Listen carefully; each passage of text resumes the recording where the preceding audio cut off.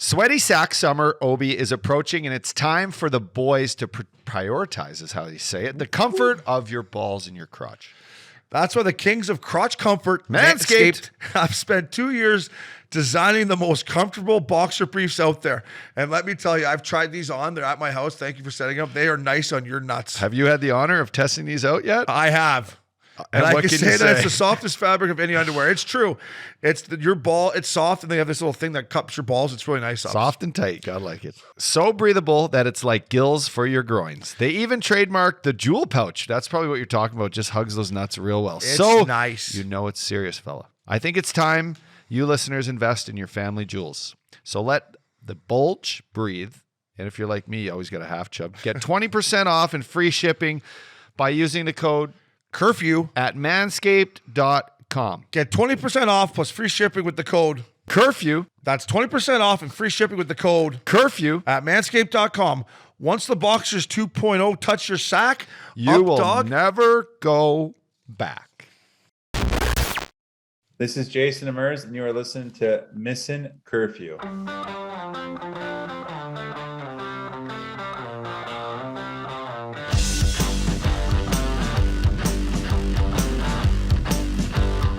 Welcome back to another fresh episode of Missin Curfew.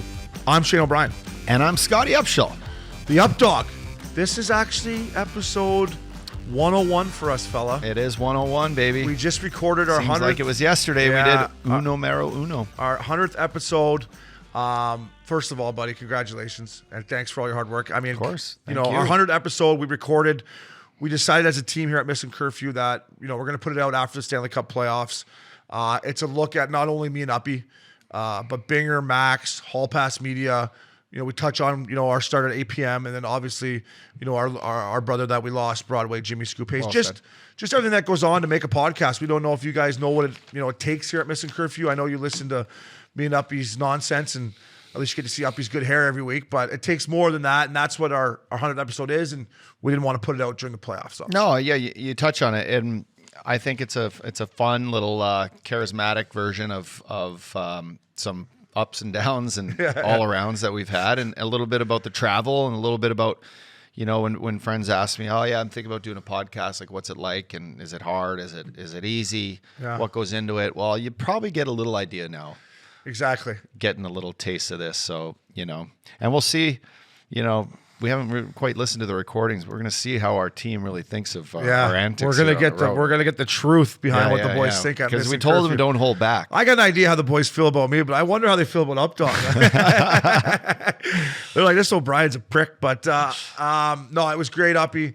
100 episodes, brother. It was, you know, it's crazy that it started from you know, a text with you, which we get into in the episode, but like. You were in Switzerland playing hockey, and anyways, eating so wine and cheese. Yeah, we just decided we wanted to first of all let you know about everyone here at Hall Pass and Missin Curfew, and so it will be out after the Stanley Cup playoffs. Well said. Cabo, fella, Cabo wobble. I like that T-shirt, buddy. I thought I would show up with just because I got a nice tan going. You do have a nice tan. So do you. So do you. Oh yeah. A little Chileno Bay action. Cabo, baby. Cabo. It was a little weird. I'm not gonna lie. Having like us both being in Cabo and on different kind of agendas, right? You were there playing a golf tournament. I know. I was there doing your thing, enjoying the tour side of Cabo. BQ baby, shout out to our boy Billy Quinn, man. That pad is so sick. And Enrique and his beautiful wife Liz, who you know very well. I mean, they're just the two nicest people you've ever met. Every morning making us breakfast. Enrique making sure we get home safe and sound every night. I almost fucked that up for you. I'm like, this has Upshaw written all over it. But yeah, so BQ, that house, man. I know you love that pad. Like having breakfast there. It's the best breakfast table in Cabo. It is. It is. You wake up and everyone's got their own story from the night before, some better than others, usually. And you sit there and it's, you know, it's coffee, it's OJ, it's some fresh fruit. And then it's a little, some fucking, you know, or what do you call it? Some Advil. Fresh fruit. Then she brings the eggs and some bacon. Gourmet Mexican Yeah. eggs and the spicy. It's not like a tamale. I know. I had to tell her. I said after the first day. Oh, you're not a spicy guy.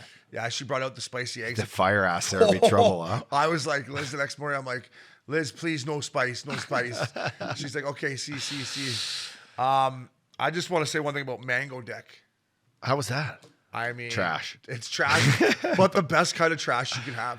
The best kind of trash you can have. So what bachelorette parties in there? Yeah, Just so booty shaking. Yeah, I've been there with you. You're the Yeah, first of person to course. ever take me there. And the office? I never made it to the office, but it's right beside the office. Yeah, there's right? a bunch of them there, but Mango Deck is the one with the stage, and it's Yeah, like so they have like the donkey shows going on. They bring up 2 guys that were getting married, and then they bring up this crew of broads from wherever. And me and Flowers walk in. We give the guy 100. He gives us a pretty sick table, like not on the sand, but right front trees. And this was I've been there before where the lineup is not National League, where it's fucking American League and down. This is pretty good National League crowd or National League lineup, and they went toe to toe at it, and it was just everyone having so much fun, and I was like, wow, this is refreshing, right? I don't know, like people didn't care, tits were flying everywhere, tequila was flying. Any nice tits, or like this one girl had the nicest set of natties you've ever seen. wow. And then they're you doing like a nice set of natties. I live for it. And then they're doing like the judging, like, hey, and she just like fucking gives it one of those. Wha-bam! Wha-bam! And How are you? I'm like, you got my vote, buddy. You got my vote. So 10. it was just refreshing. If you leave Mango Deck without a case of the Montezuma Revenge, you're doing pretty good. I don't know if they're filtering much of that ice or the tequila. You know what? It's funny you say that. I had my first drink was a fucking margarita, and then I'm like, You stayed at the beer. I'm center. like, hey, amigo, cervezas, bring, and I just drank beers there, and drank straight tequila. Smart. They were fucking pouring tequila down fucking people's throats. Like, if they did in America, people would get arrested for this. They give it the whistle like. Yeah. And then they shake your head. You're like, easy there, honey. Easy there, honey. I was out till 6 last night. I'll puke on you. It was refreshing, and obviously we get spoiled with Billy Quinn, and you were at a great place, Chileno, but just being down there and not hearing any news about anything. Yeah. Like, just, there was no, like, Inflation. nothing. Yeah, What? inflation, gas prices, fucking left or right, or wherever the fuck you live. I was just like, why am I leaving? Yeah. Why am I leaving? It's just, how do I not leave here with a sunburn and a case of chlamydia? But if you get chlamydia, they got pharmacies like on every corner. You're like, hey, Z-Pack fella, fire out here. You take it on your way to Mandela. And How was my spot, dude, Mandela? you know what, Updogg? You know what? Mandela without you is not the I same. know. I'll be I honest. didn't. I I'll had be a honest. chance to go, and I just didn't. I had Izzy and Christina there. and Listen, I you just- did the right thing, brother. You did the right you thing. get lost in there. It's And I kind of 4 a.m. I before left get you home. alone. I didn't even really text you a whole lot. I didn't want to put anything in your ear. I knew you knew where I was, I know. and I knew you knew how to maneuver away around Cabo. So I figured if you were gonna, I know. you I did the know. right thing. I know. But Mandela. I tell you what, these guys are fucking beauties in there. I know. The guys that run it, Awesome. same guys, bro. Awesome. Yeah. Cartel guys. They're beauties, eh? And the thing is, Enrique, I could do this whole podcast about Cabo. You guys just want to talk about Cabo and say fuck the NHL? 100%. With What's all these- what's going on in the NHL anyway? I don't even know. With all these penalties they're calling, we want to talk about it anyways, eh, Bigger? Maxie? So Enrique drops Let's throw this- these notes right out Yeah, the fucking window. here we go. All the prep out the window. We should do a fella tour down there, boys, by the way. So All in. Yeah, as Enrique, you know how it is, drops you off right at the front of Mandela. Yeah. You get out, they walk you right into your table. You know, I asked for one near the pisser, so, you know, I could take my 10 leaks, Smart, man. 12 leaks I took that night. Yeah, speaking of Mexico, I got the Topo Chico here. Yeah, and I mean, the DJ was unbelievable. Like, they played everything from hip hop to dance to you name it. The light show looks good too. I Great. happened to drive by it on my way home from the house the one night, and I'm like, fuck, it's calling my name. Yeah. I think they even had Updogg written all over the screens. There was probably, Fuck. I think they had your wanted picture. They were like, has anyone seen this guy? Bring him back here. Bring him back here. So it was awesome, Ups. How was Chileno? Sick shape, Awesome, yeah. obviously? Chileno. We played in the El Toro Loco, member guest. Fuck, I didn't play good, Obs. But you can count on me punching in those scores. It was a bloodbath. Member guests 5 are hard. 9-hole matches like you and I at the Spring Classic. We didn't do well on the first day. We showed up late the second day, so we automatically lost the first holes. But then we won the next 4, so we tied at 4-4, and we tied the 9th, so we tied that one. You know, it was good. It was with my boy K-Wash, Kevin Washington, legend. He brought Christina and the family down on the Bird. The girls were set up at they did the whole thing at the beach all day, and met some good guys. It's a good time. We saw my boy Kurt Olson down there. Oli. Ole, I saw these fucking Mexican vultures that were flying by the house. I'm like, Heads up, they might I know. have him. If Ole was here, they'd pick this guy up. To our listeners, this guy's a great looking older dude. But I mean, he's got no ass. What do you think Ole weighs? He's a $145. Buck 45. His hair's perfect. Great looking guy. But Yeah. I'm in there one day at Big Canyon. He's having like a burger with no bun or something and a half a salad. I'm like, buddy, drive the burger. Like, have a bun. You get an extra burger. No, it was great. And then we went out on his on the boat the last day before we left. He's got the two vessels in the harbor. Wolf of Wall Street. Yeah, they're just beautiful. And so we had lunch there. Flowers came over, sold him a couple watches. So it's good. Flowers get off the couch and come. So that's what got him down there. No, he didn't even know. But I said, get off the fucking couch and come. Like, this is fucking beautiful. No, and then next thing you know, he's working, doing his thing. We actually got flowers coming in. Let's talk about that. We do. Yeah, we will. We'll grind them. I thought maybe, but you didn't even tell Money him. doesn't sleep, Flowers. Money doesn't sleep. And I got another thing about Cabo. Last thing before we move on, I really could continue talking about it with you, but unless you're staying at Chileno or Aldo like you, I think my golfing days are maybe numbered. I think for most people, yeah, it should be. Golfing takes a lot out of you in Cabo, just for the travel there. That's what I mean. And especially from Pedregal, like you're in the heart of the city, the cobblestones. Yeah. It's a long ride. It's usually, let's just say 40 minutes to whatever course you go to. Yeah. Then you're going, you're getting your tea time. Could be a long round. Hot. You never know what fucking people you're behind. You could be behind a bunch of drunks, including yourself. Yeah, and then I just feel like, that's a drive back too. You're like, oh, you're hurting, and you get home. Like, I got up, I had my brekkie. You're not gonna like this. I lay on the couch for a couple hours. Then I jump in the pool, and then the one day we went down to Mango Deck, and the other day we just got ship-fest by the pool. But I needed that morning to kind of get me going. So yeah. I just want to. So the golf needs to be like, okay, we're here for 5 days. The one day, let's take it easy. Let's go for dinner, maybe nowhere bar, and then let's go home. Let's fucking, fuck it. Flip on a movie, get in the hot tub, rub some natties, and then fucking go to the. Go to I the was golf gonna course. say I'm sure we're not flipping on a movie, but we could do a few other things there. Good times. I miss those old days, but hey, I got a good one now. No, hey, I got a good. Your program was National League beyond National League. So I saw some beautiful pictures of your daughter and your beautiful girlfriend Christina. She got some nice pictures of her with Izzy. Speaking of natties, yeah, she's got big. They're getting. I was trying not to look at her because she's the wife of your daughter and about to be the wife of your son. But yeah, they got a nice setup. Or the mother of my daughter. The wife. The wife. Oh, that's okay. Easy with that word, eh? Nah, edit that. It's all good. It's all good. Billy Quinn, thank you. We love you. Enrique love you, Liz. Speaking about golf, Updogg, PGA Championship, Southern Hills, Tigers in. Fuck. Looks good.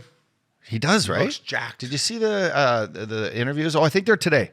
It's the player interviews. Yeah. Like where they get up in the podium. I saw Rory this morning when he had like his workout gear on. He was looking pretty jacked. Fuck, is that what you put on in the morning? I got to put on something in the morning. Today I was scrambling. Typically I put on tropical morning. Okay. Right? And I just get my morning started with the coffee. Does that have some tropical house music to it? Yeah, a little bit like, yeah, you would like it. This morning I was in full scramble mode. You put that on the Sonos? I put that on my Sonos Move. That gets you going. Gets me going. I have my coffee, check my emails. How good are those Sonos Moves, by the way? Unbelievable. Right? I got 3 of them in the house. 3? Yeah. Yeah. You never know where you got to move them. That's true. They're unbelievable. They'd be great at Billy Quinn's house. So I got 3, and then I got the fucking Sonos, the Arcs they're called, and the new Arcs. They're for your TVs. They're a little smaller than the soundbar. Mm-hmm. Look cool, cylinder. And then I got the fucking Sonos Roam. It's a little guy, the size of this microphone. And that thing, you can bring that in the shitter. You can put that anywhere. You can put that anywhere. I get the stick it right between the natties. You can put that right between the natties. Oh, Updogg. The Sonos Zooms, they're unbelievable. Yeah. What was I talking about? I got topic. You were talking about in the morning routine, you had to change it. So I watch anytime there's a major championship, I do fire it on in the morning. Yeah, but see, only on major golf. championships, Uppy. Not what like, a good time though to catch up on like who's feeling it, what the course is like, how the what kind of the greens are like, how the rough is. This is what I want to tell you. Your boy, you're gonna help me with his name, Scotty Scheffler. Anyways, he's won the big championship at this course already at Southern Hills. We played it at University of Texas. So he might be a good bet on your DraftKings. Where's Southern Hills at? It's in Tulsa, Oklahoma. Fuck, eh? So it might be a good pick on your DraftKings app for our golf fans out there. And then people are loving John Rahm. He just won in Mexico a couple weeks ago. Yeah, watch that. Yeah. So is this where Rory went to school, Oklahoma? The Orange. No, Ricky Fowler went to Oklahoma State. Yeah, that's what I said, Ricky, right? You said Rory, but I knew who you meant. He went to Oklahoma State. Oklahoma State. And this is where? This isn't just, it's same Oklahoma, but it's in Tulsa. I don't know where Oklahoma State is. Okay. Stillwater. There we go. No idea where that is in conjunction to Tulsa, but all right, Stillwater, Oklahoma. Shout out to a kid I grew up with, Sean LaFontaine, Potty LaFontaine, we call him. Pat's son? Or? No, he could have been. He was a good hockey player, Horny good baseball player. So he thinks he listens to the pod. Great golfer. Like, Like he went to Oklahoma. Was he the best golfer you grew up with? Yeah, he went to Oklahoma. Him and Brad Pemberton were the two best. He went to OU for Mine's this kid George Power, my age now, a little older than me. Stick. better than Blano. You didn't grow up. Fuck with him Blano. and Blano could tee it up. Yeah. Georgie, if you're listening, fucking come on down to Newport, get a game going. Yeah. So he went to OU when Adrian Peterson went there, and Yeah. he said that Peterson would come in to work out and like. AP. Yeah. No way. Yeah. Well, he's old like us. I remember when he tore his ACL because I just tore mine. He came back and set a record that year for running, and I was like, holy fuck. Holy fuck. Holy fuck. Do you want to pick a guy here? Do you want to pick a winner or 100% for this round. Actually, I got to get this out today. Of course, when do they start? Thursday. Thursday? Yeah. We got another pool going. We got to get our money back from the Masters. Shaddy's got it all. Shaddy's got all that. Fuck, I'm about to lose another pool, our playoff pool. Oh, you're tough. Yeah, but I it's got tough. the most guys left. Does that mean anything? That's perfect. I know, You need but- them to go deep, though. They're winning in 4. That's the problem. Hey, Dylan Doobie from Calgary, fucking mixing a point too. The guy's at 1 point. Is Newhook going to play this? We'll get into it. Question. I'm gonna pick. I picked him for the Masters already, but I'm gonna pick John Rahm to win the Okay. PGA Championship this week. I'm gonna put some. Okay, over under. Does Tiger make the cut? I was just gonna ask you that, boy. I'm gonna say Tiger. So you know, the last one to win the PGA Championship was Tiger at this course. I saw that. Actually, I did see that on the highlights. I'm gonna say Tiger makes cut. Fuck, I love that. Yeah. Who you picking? You want to pick He one? didn't or make the cut at the Masters, did he? He just made her. He just made her, but then he stumbled it. Yeah, he finished tied. For He had her. a tough hurt. Saturday because it was cold Saturday. He had a He bad could knee. hardly fucking walk on the fucking last round. You want to pick a guy? Yeah, I'll pick a guy. Just so you know, too, Jordan Spieth's going for the career Grand Slam. He is? Yeah. I got Spieth. I figured I like that I because you figured know that what? might get you I was actually listening to that the other night too. So I got Spieth. Okay, I got Rambo, Spieth. We got Tiger making the cut. PGA Championship. You used to call it the redheaded Do stepchild. they light this course up? I think Tiger won it. They've changed it. They've lengthened it. Actually, I got a story They've about lengthened Tiger it. when he won it. You know how Tiger when he won it? The last 12 holes, him and Sergio head to head, didn't make a bogey. He doubled 7. Sergio made birdie. 3-hole swing. He was up 4 shots. All of a sudden, he's up 1. And then they went fucking toe to toe where they didn't. It was like no bogeys, just straight birdies and fucking boom. And he ended up beating him. Wow. He's like, it wasn't like I drop a shot, he drops a shot, but he makes it up. He's like, we just head to head. toe to toe, Sick. and they've lengthened it.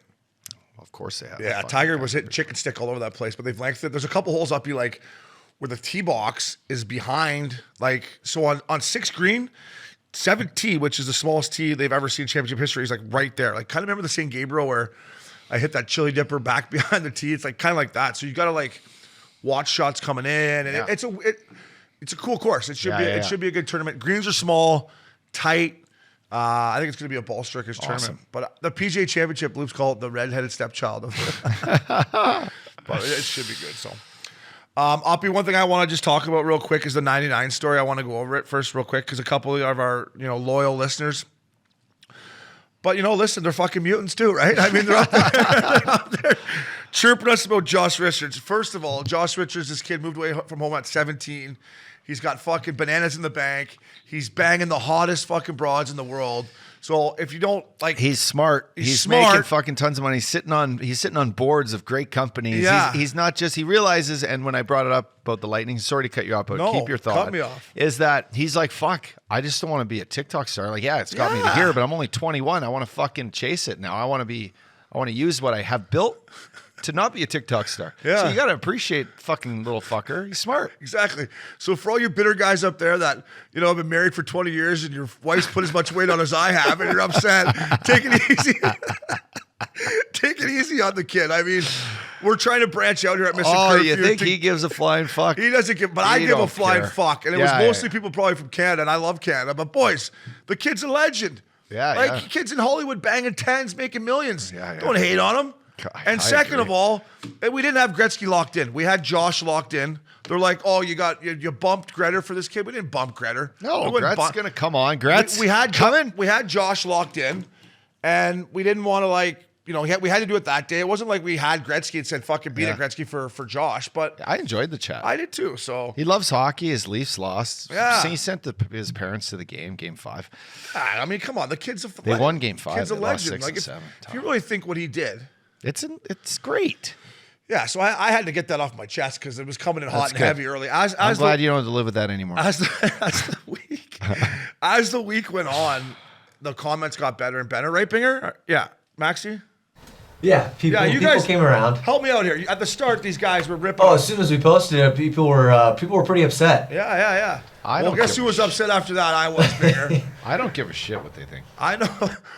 Yeah, I no, and listen, there's stuff we're going to put out that they don't like, and listen, let us have it. If you're going to let us have it, good. We want the banter, but we're going to come back at you, right? Totally. Like, if you didn't like Josh Richards, that's fine. I'm just saying maybe do some research on him and maybe respect what this kid did. Like, you know, if you're living up in fucking Port Hope, Ontario, playing men's league every Wednesday night, not that there's anything wrong with that. Yeah, you got the option to just hit fucking stop. Like the interview, you know the interview's coming. You don't want to listen to the kid, fucking don't listen to it. I think he changed a lot of our minds after the interview. So just hear him out. Hear it out before you knock it. That was. Well said, Maxie. Well said. That was a little more. What's the word I'm looking for? Not poetic, but more reasonable. Reasonable. Fuck him. Yeah. So, Josh, thanks again for coming out. You boys up back home, you got a problem? Hey, fucking DM me. We grew up DM hockey me. players. You don't like it? Fuck you. I don't care. Updogg, non-playoff topics, real quick. Pete Deboer out in Vegas. It's time. I told you. Yeah. Okay. You know why it's time? Because they get rid of player after player after player after player and think just bringing in other players is the story. Now, if that's the way you think the story is, it's fine. Yeah. That's good. But it's also a philosophy that's got to kind of go up through the ranks, whether it's your coaches, GM, ownership's got to figure it out. Bill Foley, I don't think Bill Foley fucks around. He don't fuck around. And I think he has this, he's a West Point guy. He's a military-minded, very successful, very orchestrated businessman. If he thinks this is the way the team needs to run and needs to change the direction, change the leadership, he makes it. Now, you got rid of Fleury. You got rid of Revo. You got rid of you're just throwing guys, Paul Stastny out there. You get rid of Nealer after you can make it to the finals. I mean, there's a lot of moves they made that they thought might just be a quick fix to build the championship team. Yeah. Well, now, if Stone doesn't come back as healthy as he's ever been, is he the same player? Jack Eichel, a new, fresh addition to your team. Is he going to be the one that takes you to another level? Can you build around him? Will Pacioretty be a guy that can continue to score at will? Where's your goaltending?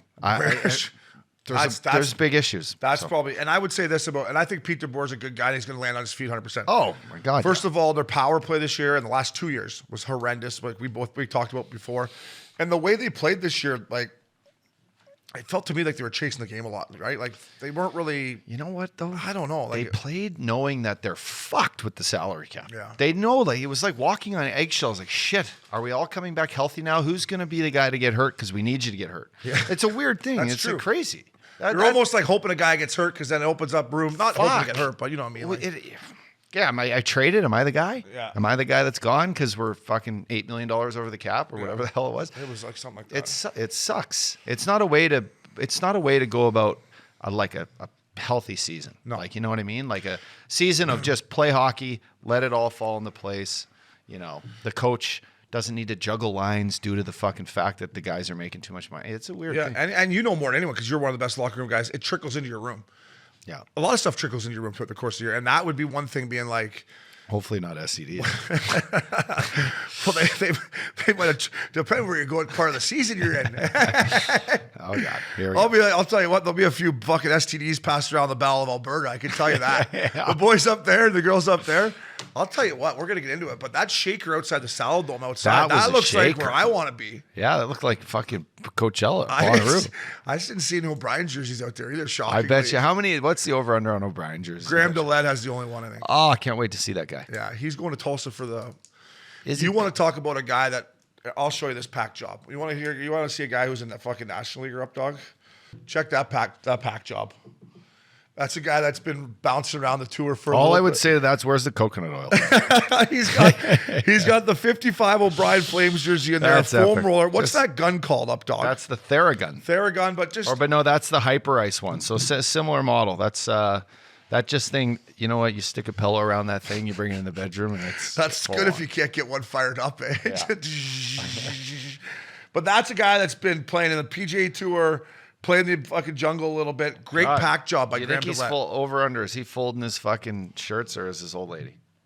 We'll have to ask him because that's a nice job. Well done, John. That's Graham DeLette. That's National League, as we would say. So he's the only guy I know that has a 55 O'Brien jersey. real quick, closing out Vegas, Uppy, I thought they had their chance to go to the finals against Montreal too. I think losing that series, I know it was 2 years ago, it was a COVID season. Maybe just because it cost me so much money, I'm still not over it. That was I truly believe, Uppy, I said this last week, teams have windows. You know, guys you bring in, they have windows. And I felt like Vegas, I know they had injuries. I think it's a good change. What do you think about Barry Trotz, maybe? Yeah. Hey, Trotzy.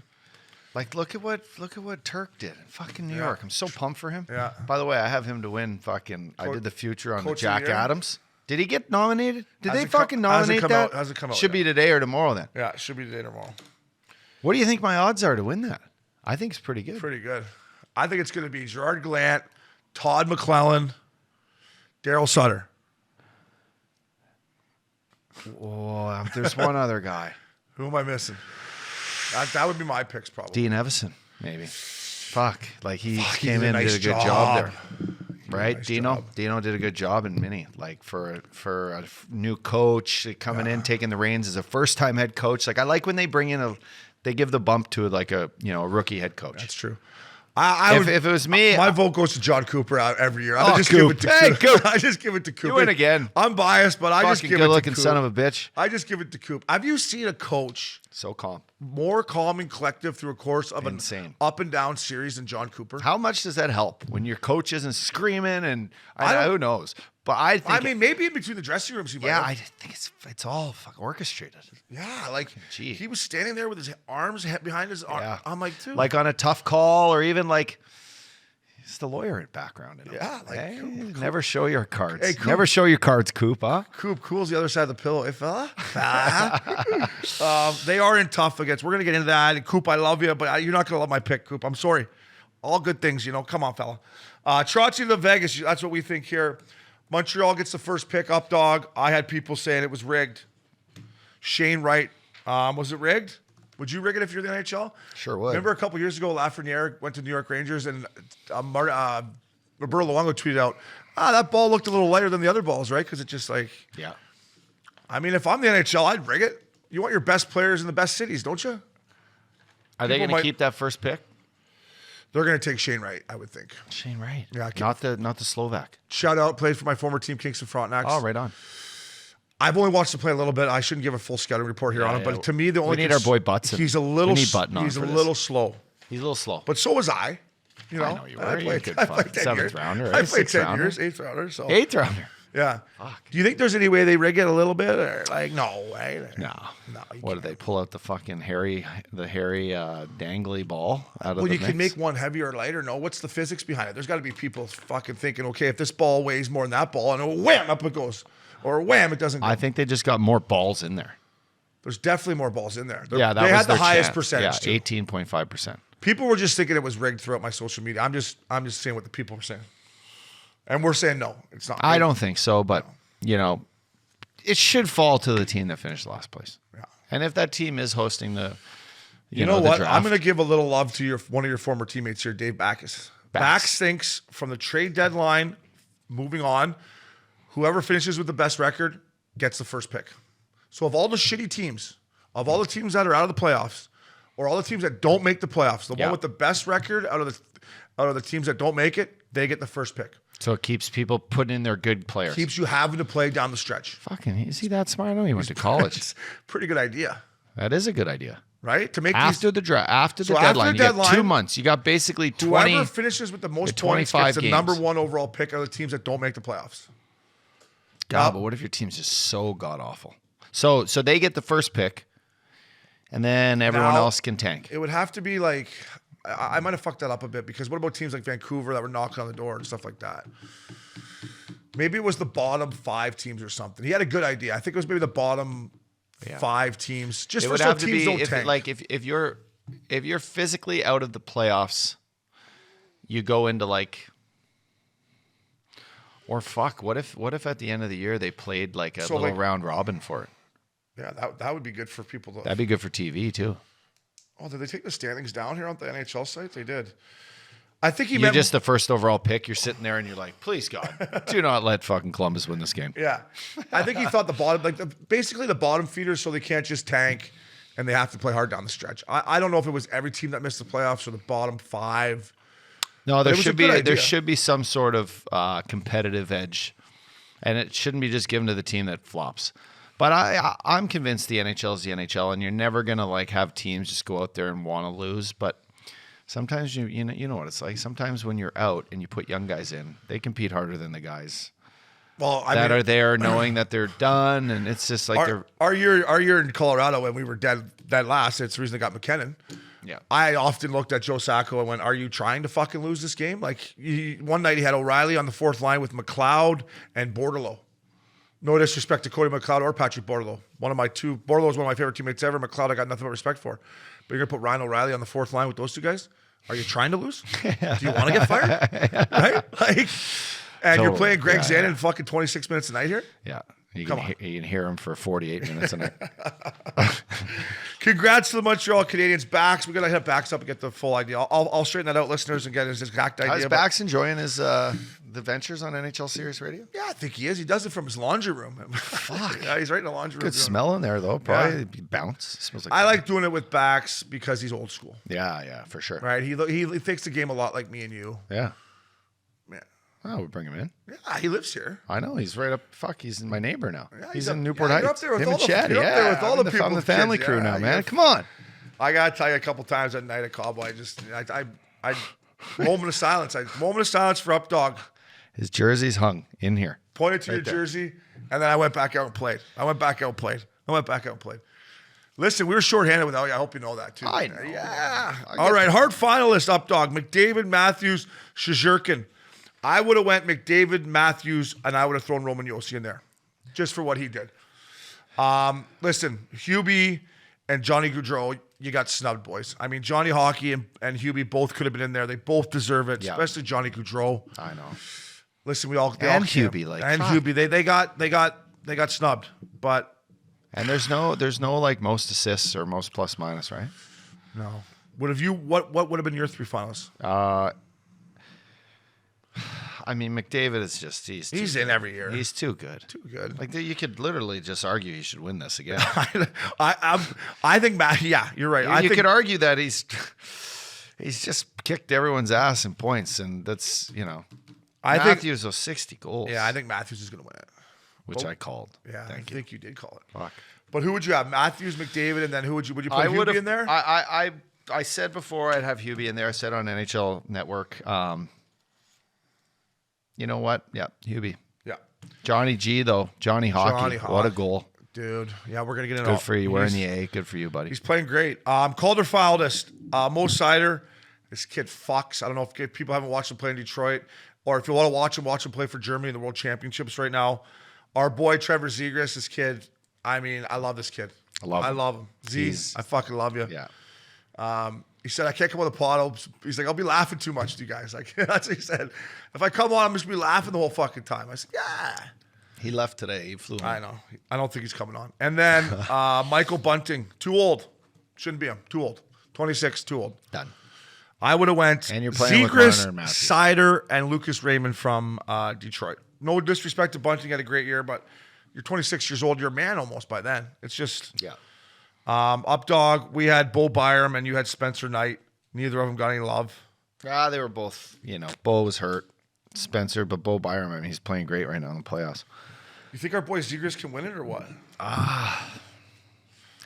You know what? I don't. I've watched Sider play. Yeah. But you know what he has going for him? Is the goddamn NHL loves him. Exactly. And he's a great face for hockey. Big time. So, would he look good holding the Calder trophy? Yeah, I think so. Is he going to wear a six suit and have good flow? Can I have some Canadips over Yeah, here? look at this. He played. I'm making a big. Oh! What a grab. He played 4 less games than Bunting and had 2 less points. So if he would have played the same amount of games, he would have had more points than Bunting. Yeah, Bunting's not his competition. It's Sider. It's Sider. 100%. Yeah. All right, Updogg. Sider kid flux. And he's so good. NFL playoff round recap. First of all, tip our hats. We both went 8-0. 8-0, fella. I bet them all, boys. I won all 8 series. I mean, corn dogs, baby. Yeah, 8-0. 8-0. It was unreal. Thank you. Flowers 6-2. Loop Dog 5-3. Loops went. I liked where Loops' heart was. Right, he went with Pitt, Boston, and Minnie. Hard teams, old school veteran, teams. Yeah. Big. I know. And hard. And then he flipped on game 1 of the first round and went, what in the hell am I watching? I told you. Yeah. Because he hasn't watched much hockey. I'm like, it's... So I'm going to let Loops off the hook a little bit. You had some fun stats there, didn't you, for the lads? Fucking rights I did. Are you nuts? For you bettors out there in DraftKings. DraftKings, baby. There's some lines here I got to talk to you about. Like puck lines, for example. 75% of these games that will be in the first round were won by 2 or more goals. That's crazy. Compared to like before, it was super tight. Teams are pulling their goalies early. Is that power plays ups too a little bit or what? Is it the PPs? Maybe. There's a pulling- lot of fucking blowouts. Great point by you. They're pulling their goalies. They pull their 3 goalies point at mark. minimum 3 minutes. And then if you're an over-under guy, I know like you're my boy K-Wash, you got to bet the game, the puck line, and the fucking over-under. We say that, take it every which way you can take her.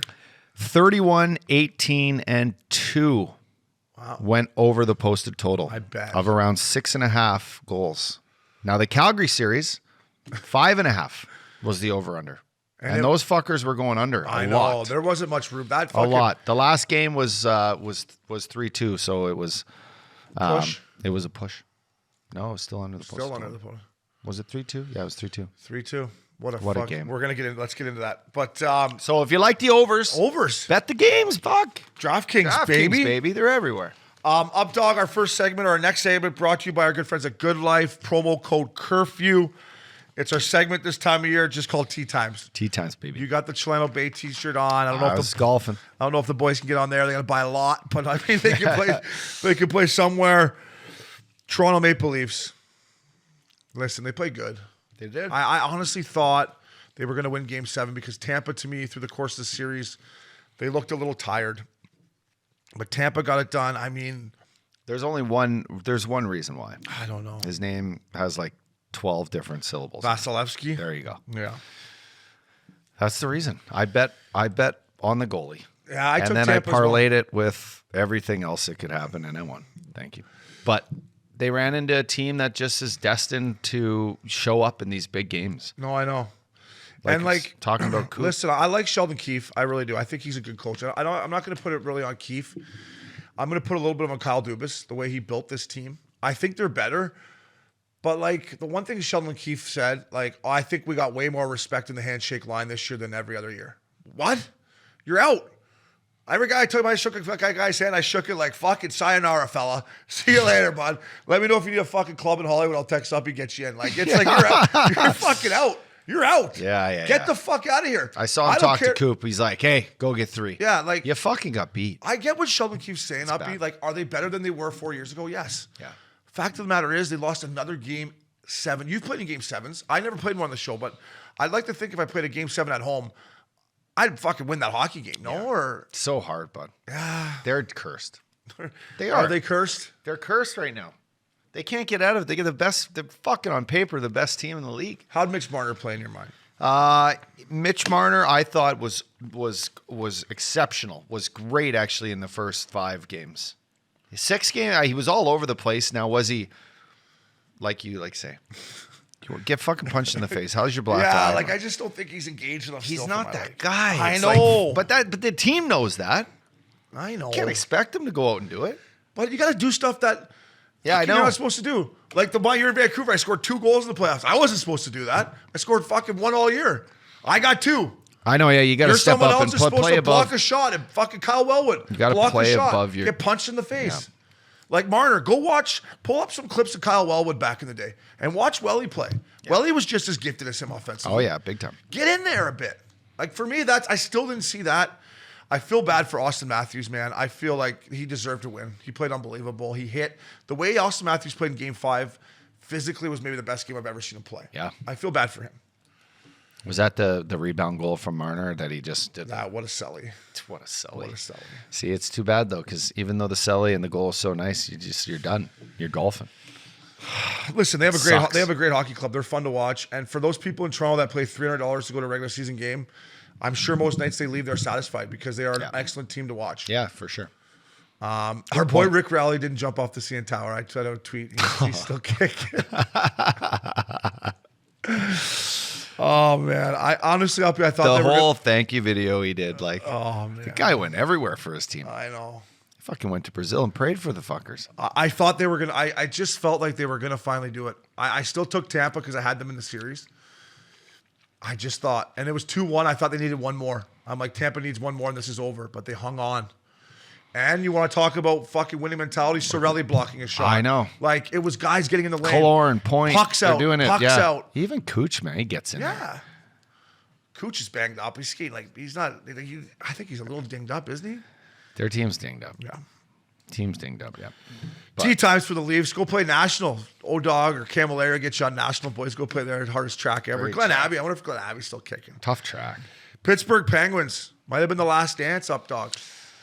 Yeah, I read. Did you read the dance. article? Yeah, I did. Yeah. I did. Sid's not happy. Letang and Malkin, 3 years, $15 million they offered. 5 each.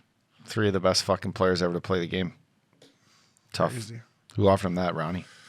Ronnie Hexy. Tough go, Ronnie, when you got Sid the Kid saying this bullshit move. You know, I could see Malkin going down to South Florida next year, right? If Florida doesn't get it done this year, hey, bring in Malkin. Letang, fuck, who wouldn't want Letang? Toronto Maple Leafs would give their left nut for Letang. 100%. Their left nut. Montreal would take him too. 100%. What's this Brian Rust going to make? Rusty, he played well. He played really He's well. a good player. And Jake Gensel at $6 million could be the biggest deal. He had Biggest 8 steal ever. goals in the fucking first round. 8. This guy's career playoffs is insanity. I know. I hope they show this fucking high. Yeah, here we go. NHL total in the playoffs. Guess how many goals he's got in the playoffs? He's played. Let me guess. I saw he's this. played 58 games in the playoffs. He's got, I'm going to guess it's either 26 or 36. He's got 34 snipes. Yeah, I saw it the other day come across 58 games. That's outrageous, man. It's pretty good. In the last couple of years, he didn't, but the years they won, like, you know. You know what hurt them a bit too was fucking Raquel getting fucking hit so hard early in the series that he wasn't Ricard Raquel that he could have been, right? Would you agree with that? You like Ricard Raquel. I do. Yeah. And he was an addition to help score. And fuck, there's a lot of goals scored in that thing, but he didn't. Big hit. Clean hit. I want to say this too. Thank you. You just reminded me. The series, and I said this too, and I'm going to apologize to the Rangers fans when we get to their series, because I said at 3-1, sitting right in this studio with you, that series was fucking over. And in my opinion, it was over. Now, Sid gets hurt, and I think if Sid doesn't get hurt, they don't lose. But I text this to Loops and to you. That's why you hit in the playoffs. If people listen to this podcast and say, "Oh, Brian Upshaw, you guys are old school dinosaurs," yeah, maybe you're right. But that's why you hit, because that hit there, which when you played playoffs, you played that way. It changed the whole dynamic of the series. Without that hit, like it or not, Yeah. No, Rangers are playing. I agree. So that's why I said to you, and I know you feel the same way. That's why we talk about hitting. Yep. You have to hit come playoff time. That was a dirty hit on Sid. I mean, listen, if I was playing for the Pittsburgh Penguins, I would have went right to Trouba the next shift and fought him. Yeah, I didn't love it, but as a fan looking at it, I get like, you know, I give Trouba credit, and we talk. It's funny because me and you talked on this podcast. We said to each other, "Is Trouba the hardest hitting defenseman in the league right now?" Because remember he's laying guys out all year. People were chirping us. I called him the new age Scott Stevens, which he's not Scott Stevens, but he hits to hurt, and and that's still the game. As much as you want to make it fucking dingle dangle power plays, NHL goals, it's still hockey. You can still hit, and it changes playoff series. Yeah, and you're gonna get banged up throughout the missing a guy, 1 game here, 2 games there, coming back, he plays hurt, he's getting shot up. You go round after round. The pain doesn't fucking hurt anymore. No. You got the cup in your Especially when you win that series, eh? I know. It's a reset. Yeah. All of a sudden, that team is gone. All of a sudden, 8 teams fighting for the cup now. There's 4.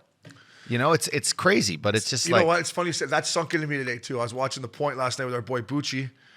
Torch was on there, Subinator and Weeksy, and they did that. They went from the 8 teams to 4, and I was like, fuck, I was that close at one point. Yes. You know? It's crazy. When you get to 4, no, it was 16 to 8. 16 to 8. Sorry, but then all of a sudden you're like, even when I saw the 8, sorry, I fucked that up. The 8, I was like, fuck, I was 7 teams away from. It's the best time of year. Yeah. Best time of year to watch, best time of year to play, Yeah. to be a fan. It's awesome. And I just want to say to Sid, man, I've got to know him a little bit over the last couple of years, mainly through Tyson Barrie and seen him in Santa Monica all the time. well done. You played great all season. You were a beast in the playoffs. It's unfortunate you did get hurt. And I loved what he said. And we're going to talk about the stupid fucking helmet rule that me and you have said before. I love what Sid said about it. If that's how you feel and you're the greatest 200-foot player in the game right now and a fucking legend. Who cares about the fucking helmet? Say it. Right? Who cares? He said it. It was unbelievable. He said he thought it cost him a series or the difference in the game. It was great. Yeah, So, by the way, he's not done. No. He fuck. is He years could keep playing. left. And when we talked about this on NHL Network, their girl Jackie, I'm like, he doesn't look like he's 23 and he's fucking 33, 34, whatever he is now. I think he's maybe a little older. He still plays like he's young. He still has legs. He still has stamina. He can still stay out like 2-3 minutes, to finish a game, and he's battling. Yeah, he's 34. 34, yeah. Yeah, he looks, I mean, besides he had a little gray hair at his press conference, the one I'm talking about, he still looks like a fountain of youth. That's what 3 cups. Yeah. You could have 3 gray hairs. You got 3 cups. I mean, he played great. So, Sid, congratulations.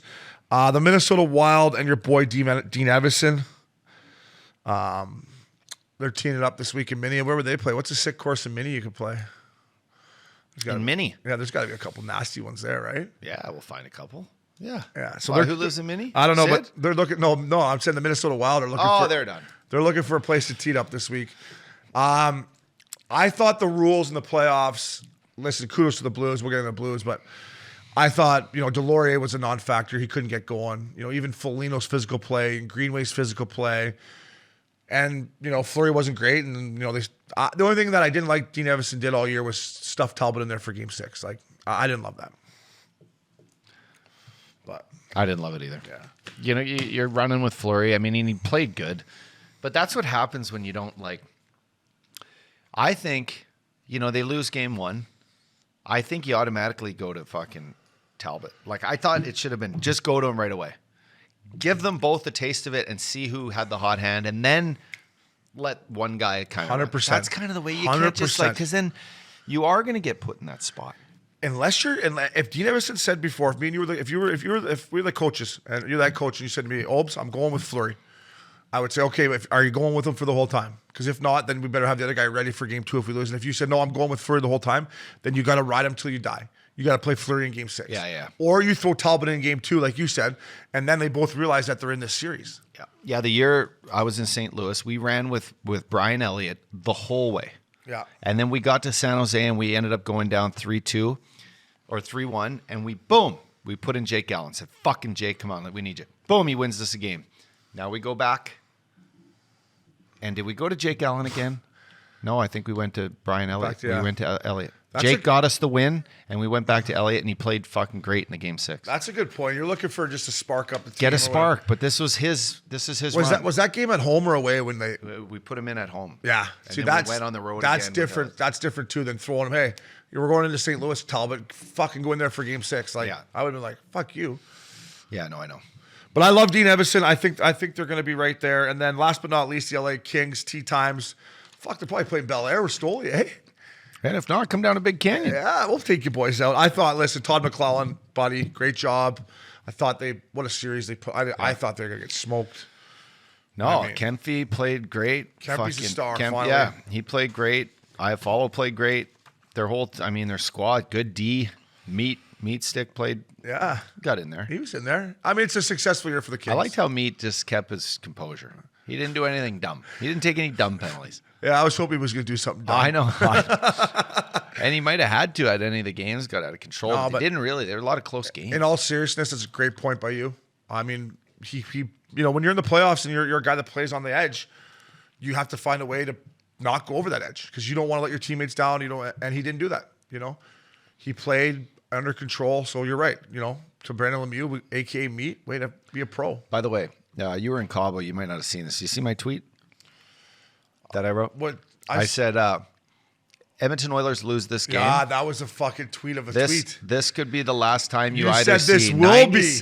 No, I said this could possibly be the last time either 97 or 29 wear an Oiler jersey if they do not win this game. There's a little more pressure on the Oilers fans. Meaning, not Oilers and not the fact that you won 100 and something points this year. It's not that. It's the fact that these guys, they're fed up. It would be they're fed up. Their team can't get past the first round. Yeah. Not them. Not they had a great year. Their points, they're fucking great. They're great players. Do they want to spend any more time in Edmonton had they not have won that game? That was my question. I wanted to stir the pot. Oh, no. Bob Stauffer texted me. He's like, are you drinking already? I said, fuck yeah, I'm drinking. I'm at fucking Chileno Bay, member guest. But I'm serious here. Yeah. I got my money on the Oilers. Yeah. And I even said, get ready for the Oilers to play their best game of the year. Hammer them. DK Sportsbook. Let's go. I hammered him too. And shout out to our boy Tyson Barry. I had a fucking parlay from hell going on that Thursday night, and I needed the Oilers for my 4th win, and Bears sneaks in and scores that goal. The Game 6 win in LA showed me tons of character from the Oilers. 100%. Showed me tons of you can characters. bet your fucking bottom dollar these guys will play their best game this year. Should we talk about Evander Kane got lucky? He got lucky they won Game 7 because when he went like that to the crowd, the fuck are you doing? Right? Like, fucking don't do that. McDavid wasn't happy. No. Like... And listen, Vander Kane, you've been great in the room. You've played unbelievable. I'm giving you lots of respect for what you did, man. But fuck off. Like, don't do that. And I've done lots of stupid stuff, so maybe I'm not the guy to talk. But like, if you're a Vander Kane and you got the best player on the planet that's trying to get over the hump back to the second round for the second time in his career, you don't need to give the Oilers any more momentum. You don't need to fuel them. Don't. Just get on the bird. Kempy did the ear thing, which Connor does at home. That was what it was about. Good point. Kempy scored that OT winner and did this, what Connor does all the time. He did the Hulk Hogan, eh? I am a real. So you thought that's what it was more about? I mean, sick goal. The Kempy goal. Sick goal. In OT. That one cost me some shut, cheddar. yeah, I know. And it shut that whole crowd up. Now, is that what Evander did? Yeah, I think that's what he did. Now, it's just, you fuel the fire when you do this shit. Maybe I shouldn't chirp, but mine was in the jungle. We're playing Hershey Game 3 on the road. I scored the OT winner. I gave him this one. But that was fucking jungy. Hershey, eh? Hey, Hershey. Fuck, we lost the Calder Cup finals in that barn. Fuck. They have great fans. Great fans. Fuck, that barn gets going. Yeah. They were some ruthless things being said. It was great. That was when you were in Portland in the semis, right? Yeah. We played them in the finals. That was conference finals. We would have played. We would have played you guys. That was our segment, Tea Times, brought to you by our good friends at Goodlife. Promo code Uppy. I need you to teach me promo code Curfew. How do I get how do I get the fucking t-shirt bundle? The bundle? It's a subscription-based bundle. I'll help you out. Okay. Yeah. I need to do that. Get on there with I need to do that. Our next segment brought to you by our good friends at DraftKings. Promo code Curfew Kings. NFL playoff discussion, Updogg. First of all, what Canadian crowd were you most proud of in the first round? Oh, tough because they were all good. They were. They were all good. Do I got to pick one? You could just. I'll pick one. What one jumps out to you? I'll pick one. I will say, you know what? I'll say this. Just because it was so unexpected out of the three, I'm going to say the Toronto Maple Leafs. Well, that's good because it was unexpected. You got the fucking white shirt. You come in. You're always late. You're fucking drinking, doing business deals underneath the fucking tunnel. You came out. You cheered on your team. They played great for you. They ran into a buzzsaw named Vasilevsky, but you guys were buzzing. Like the last game and the comebacks from them. Let's talk about the comebacks. They had 2 comebacks at home that were out of this world. Right, down 2-0. Teams think they're done. Yeah. And they come back. And you know what? You're right. And I was so proud being a Leafs fan growing up the way they were in game 1 and 2. Game 5, they go down 2-0. And I used to talk to Loops about this. They get so quiet and so nervous. Toronto came back to win the game. So they got away with it, but it was so quiet when they're down 2-0. I'm thinking that's when you yell, "Go Leafs, go! Go Leafs, go!" Like these guys are already nervous enough on the bench. And credit to the Buds, they came back and won. But I'm like, this is when you get loud, right? Like, and for me, my favorite crowd in the first round was the Oilers fans. I thought they were I thought they were the drunkest. I thought they were the loudest. I thought their barn is sick. Calgary's fans were great too, but the barn in Edmonton is sick. And I just thought, like, they were fucking ready to go in Oil Town. Should we bring Rowley out there? The beers. Who? Rick Rowley. Put him in an Oilers jersey. It'll kill him. I love how Rick Rowley, I did his thing to him. Hey, I hope you're all right. He came and did his like, I didn't jump off the CN Tower in an Avs jersey. I'm like, attaboy, because he knows I got the Avs. I'm like, attaboy, way to put the Avs jersey on. Canadian fans, good to see you rocking. Uppy, the no bucket thing. We had talked about it. It's a fucking horrendous rule. Horrendous. I had a Twitter battle with Dave Jackson, me, him, and Carlo Koliakovo going toe-to-toe throughout the playoffs. He's like, and I respect Dave Jackson. He's doing a great job for ESPN. He was a great ref when me and you played the game. It's nothing personal with David. He knows that. It's a fucking terrible rule. Listen, let me finish my shift. I'm out there. I will take the risk. If you ask every NHL player, how many in the league? 800 players or what? 750 players? Yeah, something like that. They'll run the risk in the Stanley Cup playoffs of getting a stick or a puck in the fucking head to finish the play. We're hockey players. Totally. We were on our hair buzzing. I was loving to get hit in the face in the playoffs. Go Guy Lafleur. Till the series is over, you're like, look at yourself. You're like, fuck.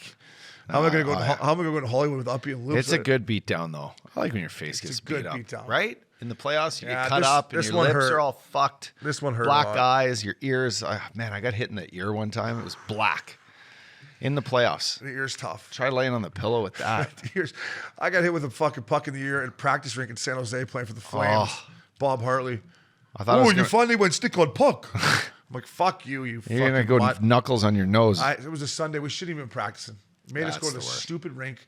We wanted to watch Sunday football. I go stick on puck up there. Hits me my left ear. Had to go to some little fucking clinic to get stitched up. I thought I was going to get the cauliflower going. It was bad. Like, it was thick and, like, hard. At least yours was in playoffs, though. Yeah. It was fully inside black. What if it was a Sunday afternoon in San Jose and you had something lined up in Santana Row? You would have been a little upset, wouldn't you? Yeah. I would have just balanced it out. Stayed on my feet. I love what Sid said about it.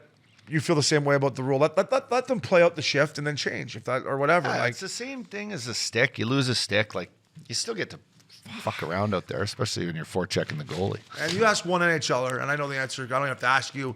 When that bucket comes off out there and you're playing in the National League, doesn't matter. I went from they don't even hit each other. I went from anyway. a 4, 5, 6 D-man to a fucking all-star. I was just snapping it, right? I agree. And I even had a bald spot. I didn't care. I can still snap it. I embrace that shit. Guys up out drinking beers. Like, fuck, Brian's going balls back. I don't feel so bad. Let the boys play. The fucking bucket comes off. Finish the shift. I don't know. It's too bad it happened in the playoffs, right? No, too bad. I agree. That was presented by our good friends at Giraffe Kings. Promo code Curfew Kings. All right, Updogg. Second round of the Stanley Cup playoffs. Let's go. Let's go. First predictions, thoughts. Number one, obviously, the Battle of Alberta. Who you got? Should we tease it? Are we going? We're going. Are we going? We're fucking going, Edmonton. I think we're going, listeners. I think you're going to see the Missin Curfew crew. Max and Binger, are you guys coming? Max, you have to come. If they let you guys in the country. If they let us in the country, we'll be there. Definitely. Max, listen, if you go to the Battle of Alberta, kid, you don't have to be worried about being the only guy drunk down, sleeping on the floor. You don't have to worry about that. Because there'll be about 17,000 people of those guys after the game, so you'll fit right in. Sounds like my type of place. Here we go. Binger, have you ever been to Canada? I went once to the Toronto Blue Jays. I stayed in the hotel in the stadium on the way back from Greece, but besides that, never. There'll be doobies flying everywhere. You'll be great. I'll make sure someone swings by Updogg will with a start doobie spinning doobies like he did back in the day for Bonnaroo. It's a nice little homecoming for me, though. I know what you're thinking. We're going down. I know what you're thinking. I'll get to go back. I'm inviting He's Brento using down. Missin Curfew as a reason to go up there. Let's not all kid ourselves here, boys. All right. I mean, my daughter still hasn't been up there, but this is a business trip. Oh yeah, shit. Is Brento going to come down solo? Brento. I haven't texted him yet. Well, listen, Brento. Listen. Tell your beautiful wife you're coming solo, fella. All right. Yeah. I got to tag a group. I had to put a group text together to the boys who I know that are all going to be there. Probably have a suite at the game. My boy TJ, a bunch of the boys are going to be all fired up. They're going to get pinned. We're going to get pinned. They're going to be pinned. So what are we going to go? Game. We're going game 2 in Calgary. And then game 3 in Edmonton. Wow. Si, senor. What do you think of that? Break out the fucking Advil. Break it out. Yeah, it's all good. They got the strong stuff up there. Wait, have you ever had a Canadian beer? Labatt's? I don't know. Maybe. I'm gonna Ice get on the cold Molson Canadian. I'm getting on the reservations now. Cactus Club Saturday night, Cowtown. Where are we going to go Friday night in Cowtown? Right to fucking Cowboys. Right after the Princey, Masters. tell them I need the fucking best table. They got tables there? Oh yeah. Yeah, we want a table at fucking Cowboys. You know who's in Calgary too is Commodore, so we'll text Commie. 100%. Yeah. We gotta let's go have a night. We'll text Commie right after we do this pod. Yeah. Actually, let's wrap it up now. That was Mr. Curfew. Do we get our bets in for today? Fuck, I'm already in on my bets. All right, So happy for the Belle of Alberta. Updogg. I think it's going to come down to your boy Markstrom. I think it's going to come down to depth. My one concern about the Flames is, Goody and Big Z, they've been great. Get the feet moving, boys. Get the feet moving. I got Flames in 7. I like it. Who you got? I switched up my late pick. I did have Calgary, but I'm a fucking Northern Alberta guy. I was an Oiler guy growing up, Obs. I love these guys. I've been hard on them all year. You have been. I know. You have been. I respect it. The dog days. But listen, they got out of it. They needed to. They got out of the first round. There's 8 teams left. Edmonton Oilers is one of them. I'm pretty happy. Is Leon Draisaitl healthy? He's going to have to be. Is Mike Smith, is he, an actual goalie that does have the top 3 save percentages in the history of the NHL in the playoffs for like a minimum 30 games? Smitty. His save percentage like .927. Smitty was kicking. Smitty played well. Can he just stay in the net and stop pucks? But Markstrom's fucking Markstrom is nasty. nasty. And let's say this about your Oilers, because they could easily win this series. McJesus had 14 points in 7 games against the LA Kings, who are one of the most structured teams in the NHL. Quick was kicking. So if he can get 14 against that team that sits back, I don't see him slowing down. No. I mean, this is going to be. How about the physicality? Can Kassian fight Luch right off the bat? I think he's got to. Right off the get-go. Kane might. Woo. I mean, I Kane think shouldn't be fighting. There's got to be a fight in the Battle of Alberta. Kane and Goody are going to go at it. Look at that matchup this week. It'll be a Kane versus Gabranson. Goody, I would pump Kane. I know. Pump his eyes shut. But I mean that'll be the battle of all. Like Goody and that Zadorov will be so hard on them. Yeah. Someone's gonna have to protect. Not that he needs protecting, but Matty Tkachuk's gonna need a little bit of somebody. If Yeah. like, because I could see Kane go. I could see Kane going after him.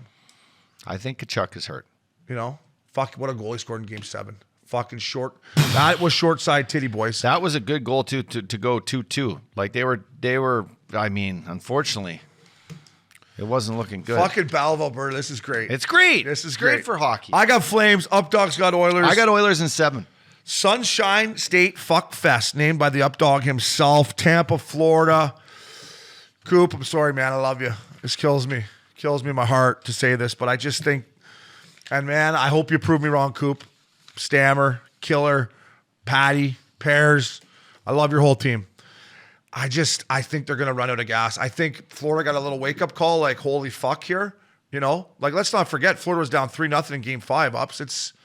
It was corn dogs almost for them. So I just think I got Florida. I got them winning, and I believe I picked them to win in 6, Updogg. Does Tampa know how to lose? Not 2 in a row. They've won fucking 9 straight series. Not 2 in a row. 9 straight rounds of hockey they've won. I know. Listen, if they were a healthy team right now, if Point was fine, and I think Kucherov's banged up, and if they were flying on all cylinders, I would probably lean my pick towards Tampa. I just think they're going to run out of gas. They're not going to run out of the will, and they're humans. No, they're right, human right. beings. But I'm a you know what? I got a bet here with my alumni. I'm a Florida Panther. I think it's their year. I think they're going to come out of the East.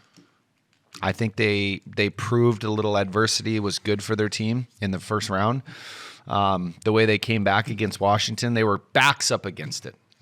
They were dead in the water. They were corn dogs if they didn't get that goal at the end of the game. Sam Bennett. By the way, Carter Verhaeghe, you fuck. Wow. You fuck. How good was he? Sniping. Jesus Christ. He was unbelievable. Good for him. He What was a pickup. so good, man. So to me, I think these guys, but you're right. If Tampa's healthy, it's a different story. Can they score at will? If they can, this is going to be a great series. It'll be a battle. This is going to be that. It's going to be a good old fashioned fuck fest, as you would say. So Coop and the Bolts, good luck. Coop, we love you here. Avs and Blues start tonight, Tuesday, recording this.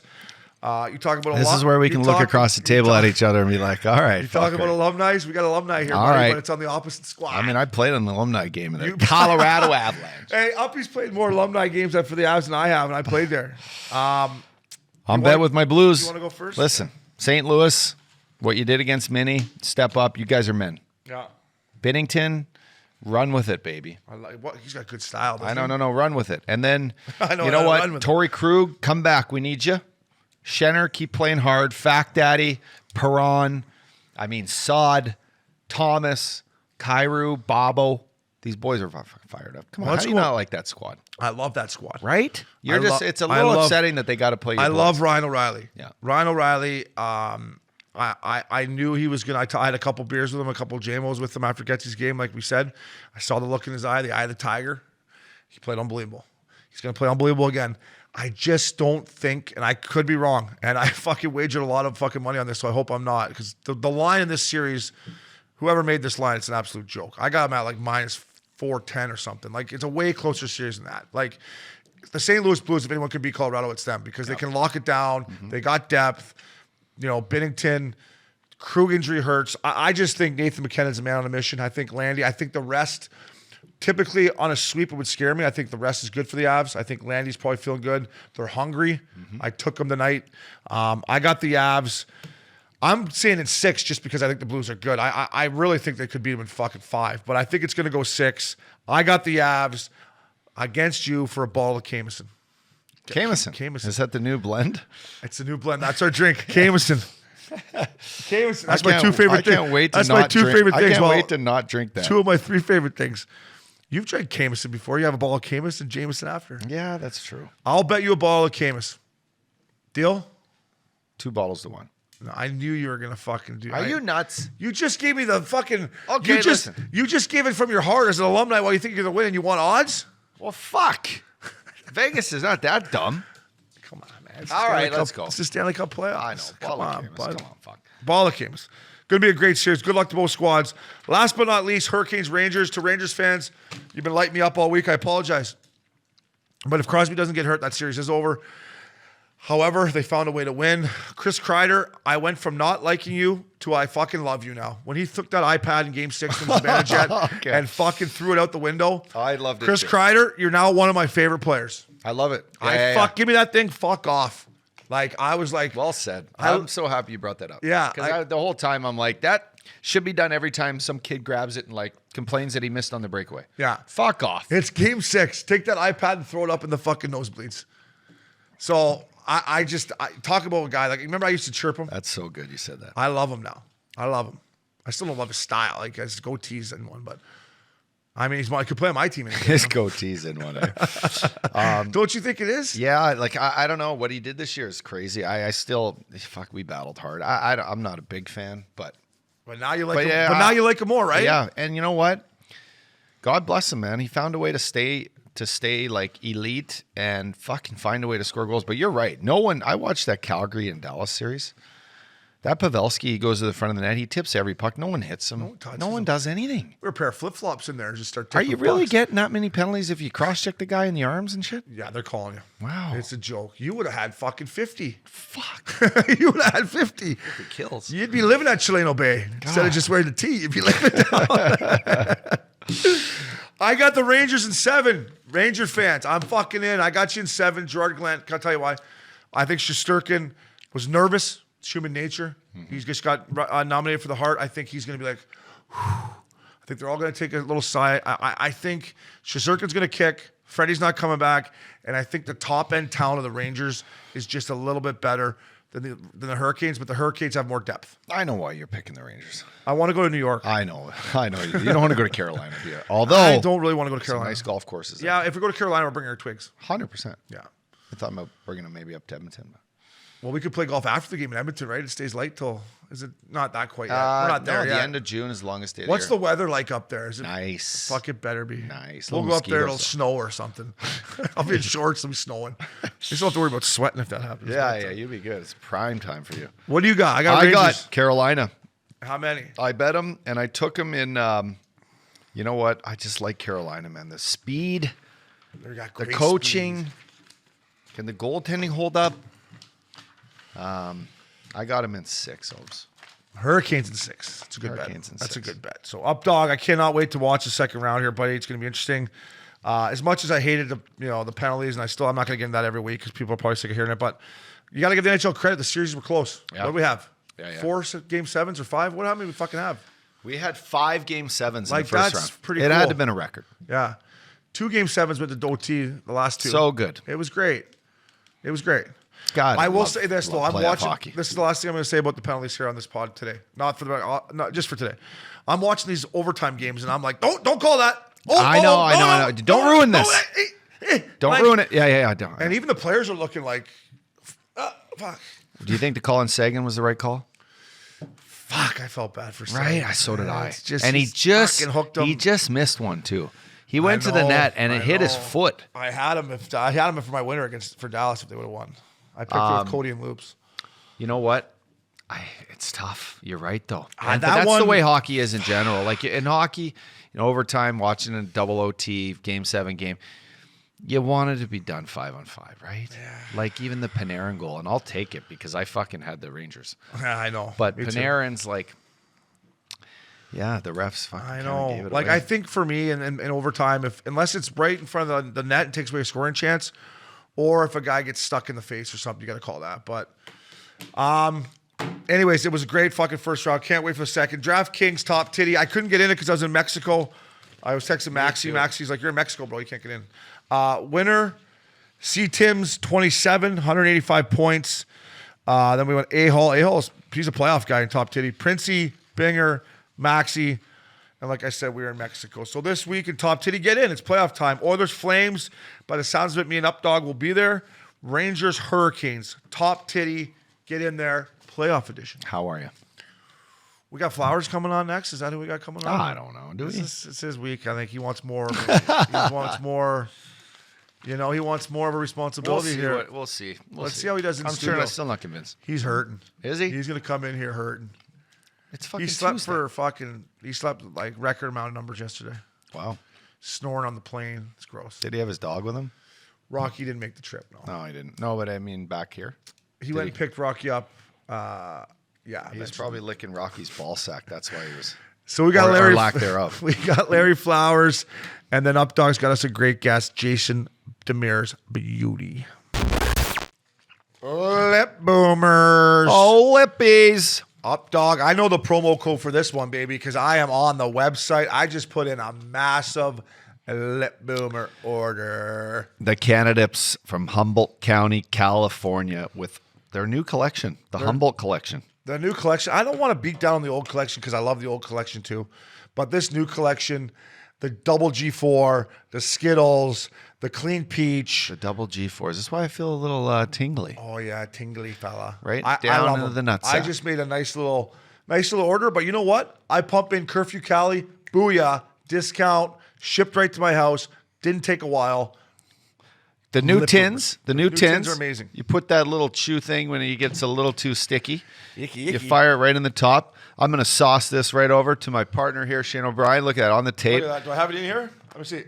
Oh, Lip Boomers, baby. Our friends at cannabiscbd.com. Log in now.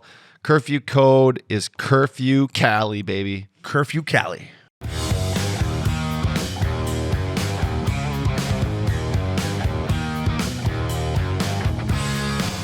Welcome back to Mr. Curfew. Updogg, he wanted it. He fucking grinded us down. Is He's he got the Cabo flu or what's he got? What do you got? What do you Flowers? got, Flowers? What do you got for us? You Buddy? got a You little back bit of from a, got a little bit Cabo? of a sunburn, but that's expected. Whatever I got, I'm surprised you don't have it. Because we had a good time together, huh? We had a great time. Me and Uppy started the show Sword off fights in the talking tub or Cabo. what?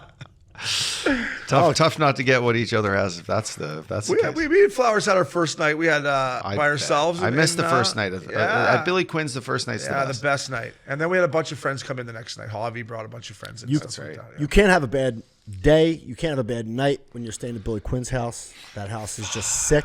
It's beautiful. You know, it that's just puts you in a good mood. The view, the setup, the help. It's perfect. You know, that's the beginning. Billy Quinn's house is the beginning of his fucking extravaganza with the St. Louis Blues. It is. Oh wow! It's basically it is. It's basically when I invited him to come on our All-Star break with Schwartzy, Bobo, Eddie. Well, he wanted to make sure that his trip was successful and fun. And I all needed that Larry. Stuff, so he needed a good wingman. I need the and he Larry got it. Smuggler to come down and fucking. Aaron, did you guys watch Trailer Park Boys? Were you a Trailer Park Boys guy? I'm a Trailer Park Boys. Yeah. Love that. There's this thing called the Shitmobile now. It's on Instagram. It's all about Jim Leahy things. And Randy goes, Mr. Leahy, that's vodka. Fucking right. It's 130 proof, Randy. I'm fucking wasted. And I'm sending this to Richardson all weekend. He goes, Mr. Leahy, he goes, Randy, I am the liquor. Yeah, that's what the video you sent me. You're like, watch that, boys. Watch that, And I'm boys. sitting. I was trying to tell Christina, I'm like, you got to watch this show, Trailer Park Boys, a bunch of mutants in Canada, who are it's like it's where we grew up somewhere, in some places, but I'm like, these guys are full blown fucking degenerates living in Trailer trailer Park. park. And Nova Scotia is where they are. I think Halifax or something, right? They're from Nova Scotia. The guys are beauties. I am the liquor, Randy. I am the liquor, Randy. So Cabo was a successful mission, and we had a little bit of a. You were snoring logs on that plane. You shut her down from. I've never seen you sleep so much as you had in the last day. I've never slept so much in the last 2 days. On the last day we were there, resting, recovering, getting on that bird. Then we had an extra hour and a half on the bird after we got in. They didn't know how to bring the tar mat over, and just so we can get off the bird. So we were stuck on this bird for another hour and a half. So I figured this is a good time to get some more shut eye. Any IVs today or yesterday? Yeah, I was going to get one, but he told me to get one. I'm scared of needles. I'll put some IV. I'll put some red wine IV in you tonight. I wanted to go get one this morning, but I just didn't. I didn't just jump out of the old fart sack. I kind of. I wish I could get IVs like you guys. You guys get them all the time. You feel great. Yeah, our boy Brett, hydration room Brett. I know. We get over there, we get the fucking super bag, double whammy. I end up feeling worse than I did before the IV because I hate needles that much that I end up fainting, and it's a whole thing, and I'm hurting, and I get. You look a little swollen. You could use a little, anti-inflammatory. I could use a diet. and maybe some Z-Pack. You get that? Yeah, I left you one on the counter. Did you get that this morning? Here, Flowers, take this with the coffee there and your Craig on the, what's it called I have? The Krager or the, what's it called? The coffee machine I have? Oh, yeah. The what's it called? Nespresso machine. Yeah, Nespresso. I just got the same machine Keurig, as you. Keurig. No, you have a Nespresso machine. It's a great machine. I have the same one. Very gourmet. It's French. It's good. Uppy, do you get the IVs right to the house now? Is that an I did option? the day I left. When I was in here puking my face off, puking rally that day, I went home, Hobie, so hurting that I went right to bed, and then I was just going, I'm in so much pain that if I don't get someone to stick an IV in my arm now with the steroid, that Trecodone or whatever, I'm done. And so sure enough, I text Brett, who literally this guy's best Big Canyon member, Brett Fiore. And I'm like, can you have a mobile guy over here? And he called around. He got the one guy, came by. I think it was $200. It wasn't bad. Fuck. And I mean, I'll take one every Saturday. And I was, I texted, put us on a group text. I'm like, hey, by the way, Obi said he could use that guy every Saturday at his house. Oh, man, I've been hurting. And I sat in my bed, fucking right in my undies, and I couldn't move my head off the pillow. And he just, and then I felt actually really great. So it really does help. The IVs truly Well, they help. put a steroid in there, and then they put something to calm your stomach down, basically like a saffron or something. Should we go get one today? Called? I mean, I would do it. You Like guys could get me on video fainting. It'd be hilarious. We got hockey games on at 4, bro. Yeah, I know. You know, We'll get them to the house.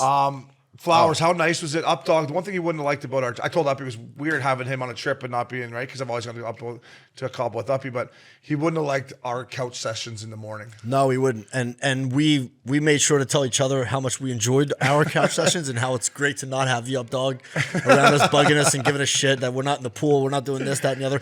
We did, however, spend plenty of time in the pool. We mixed it up. We mixed it up perfect. But in the mornings when you get up, you want to try to recover a little bit. You want to have some waters. You got a nice brekkie. They make the best breakfast at Billy Quinn's house, as you know. Yeah. But once you're done eating that breakfast and you get on that beautiful, comfortable couch, that big screen TV, it's good to put 1 or 2 hours of relax, put on a nice flick, or just kind of. Well, we had hockey on too during the night, so it was good. It was good. Like after dinner, before we went out. you guys are fucked. Yeah. Uppy hates the couch. I've never met a guy that hates the couch more than I Scotty would wake Upshaw. up, have that breakfast, have a coffee, lay down for a couple hours, get up, jump in the pool. Then we went to Mango Deck. That day we went to Mango Deck. That was hilarious. hilarious. Unbelievable. That was so much fun. You brought those girls over right away. It was awesome. That was Flowers We talked was, about the jalopies. Flowers was fucking. Flowers was staring at this girl. She was. And I'm like, this fucker. It's just me and him, right? So now I'm literally not talking to anyone. I'm just sitting there, but I'm like, this fucker's he's gonna like mind fuck her to come over here or something. And somehow he tapped her on the shoulder. She came over.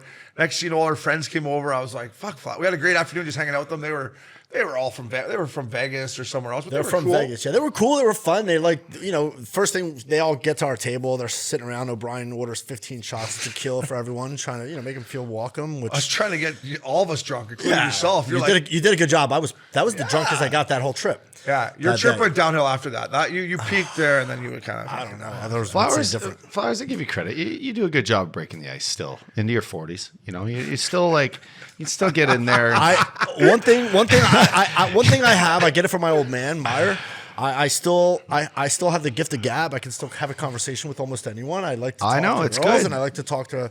No, you should never lose that. No, never lose that. No. What else do you have if you don't have that?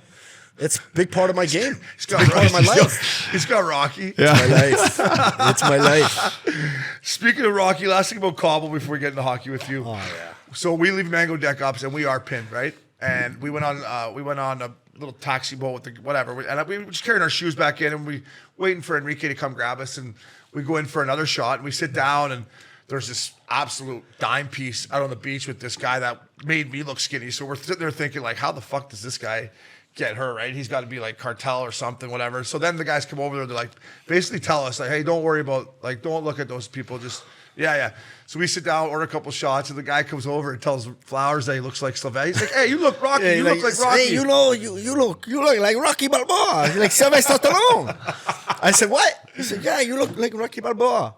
I said, well, thank you. Yeah, it was hilarious. I'm like, he thinks you look old. I don't tell you. I'll take a young Sly. I'll take a young Sly any day. I'll take his money too, though. You've been saying it for years, and the guy. I love Sly. He went to high school with my mom. There's a lot of rumors.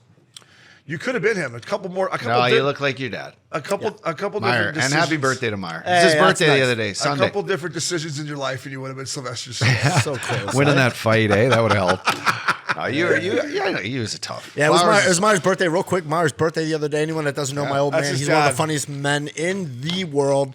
Bobo sent a real nice video to me to send to him, and a little happy birthday video made his birthday. It was great. Happy birthday, Meyer, you beauty. Let's talk some hockey. We'll start with your Blues because you think you're on the team still. You're texting them after they hadn't even fucking got their dick showered up yet, and you were texting them. I'm like, let them get out of the shower before. But anyways, they FaceTime you, Bobo and Shenner from the room. Why? God, I have no fucking idea why they do. So what did you think of that series? You had some inside scoop, didn't you, get from your boy there after game? I got a little inside scoop. Shenner, obviously we have the group chat. It's not the whole team, but it's like 8, 9 of us, and I'm talking to Shenner back and forth. And Shenner goes, Flowers. He's like, going into game 4, he goes, I'm telling you right now, mark my words, we have a new strategy going into game 4. We're going to turn this entire series around. We're going to dominate this series. Just wait and watch. And what was like, the strategy? Don't worry, I'll be watching. I got nothing else to do. What was the strategy? He basically said we're gonna eliminate free ice for them. We're not gonna just go and just try to go balls to the wall, try to just take ourselves out of the play. We're gonna play more of a system type of hockey and let them try to beat us. And they didn't lose a game since. Shenner's playing great. So yeah, he's he is. Great. Yeah. Period. Well, fuck, he's a champ, and he The plays Leafs hard. could use Braden Shen. Fuck Yes. Well, everyone. Any team can use. If the Leafs But I agree. have Braden Shen, they beat the Lightning. 100%. He plays with Marner and fucking. They beat the Lightning. You're right, but there's not many Braden Shens out there, He's a especially dying now. breed. Especially now. He's so valuable to any team he's on. The way he plays, like he's never gonna get you 100 points. Who would you want, Tom Wilson or Braden Shen on your team? That's close. That's very. I'd very rather close. I'd rather have Willie because when I go to the bar, I know he's going to bring the heat at the bar. Yeah, he will. Oh yeah. I know. But every girl broads are going to be looking at. Hey, Willie, let's go grab these broads over here. Yeah. That's a great. That's a great comparison. Well, just because there's not many guys who can play those minutes who have both won and who both know like they bring intimidation to the game. I would say in a serious question, it's a hell of a question by you. I would say Tom Wilson because he's bigger, he's a right-handed shot, and I think he's tougher. But I love Braden Shen, but I would pick Tom Wilson. Great question, though. Braden Shen is a better shoots the puck better. He's a better power play guy from the slot. Who would you be more scared to play against? I would almost be more. I don't know. It's Wilson because if I fight Shenner, I like my chances. If I fight Willie, I'm in one. That's how I'm looking at it. Fuck, they both. I'm going to say this: Shenner's strong. They both hit equally as hard. They both, if you have your head down, or if you're Cale McCarr in the fucking in this round, and Braden Shen gets a chance to lick you, you're feeling it. Like it's feeling it. And Tom Wilson, same thing. Shenner knows how to not get suspended as much as Willie. So there's a Are we going to see Landeskog Shen this round? fucking. Probably, I for bet sure. you I bet you tonight. Oh, yeah. Do the Caps win that series if they got Willie in the game? I think so. Fuck, they might have. I think they do. They should have won it anyway. They should have won it. That's my point. That's a big loss for a That's team a like huge that. loss for them. I love Tom Wilson's game. Yeah, they So probably do I. would have beat them. Thank God they didn't because I got the Panthers. But Hey, do you guys want an IV? 5 p.m. at the house, if you want, at my house. I don't know if I don't know about that just don't know yet. either. but- Okay, I'm just gonna order it anyway. We were talking about Shenner and Wilson. Sorry, folks. The boys are dialing in IVs here. We can What a Cabo team do that guy. to you. Uppy, I got some. Hey, you laundry. guys know I'm a little space cadet. I got sometimes. some Hey, laundry. you guys are talking If you want to about. know the truth, I got some laundry I got to take care of today when I get home. A few other things, got a but guy. You want to do my laundry for me too, or what? Right, is this another time we're not doing fucking game at my house or what? Are you even staying down? Loops is coming I'm over. He staying down leaves for- tomorrow. I'm staying down Loops for is the games coming. He's there 100%. at 6. Yeah, is coming over we're at going 6. to my house. I'm barbecuing. I know. I sent the text earlier. This might be the wrong or the right place to do this, but I got to tell you something. Huh. If you Oh really, no! Oh no! yeah, this is happening. I got to tell you. Huh. First of all, I love your new house. She's a beauty. Yeah. Great backyard. Okay. Unbelievable. It's better than new your T- house. He's got more TVs. He's got more TVs in his backyard than I have in my entire house living in Philly ever in my life.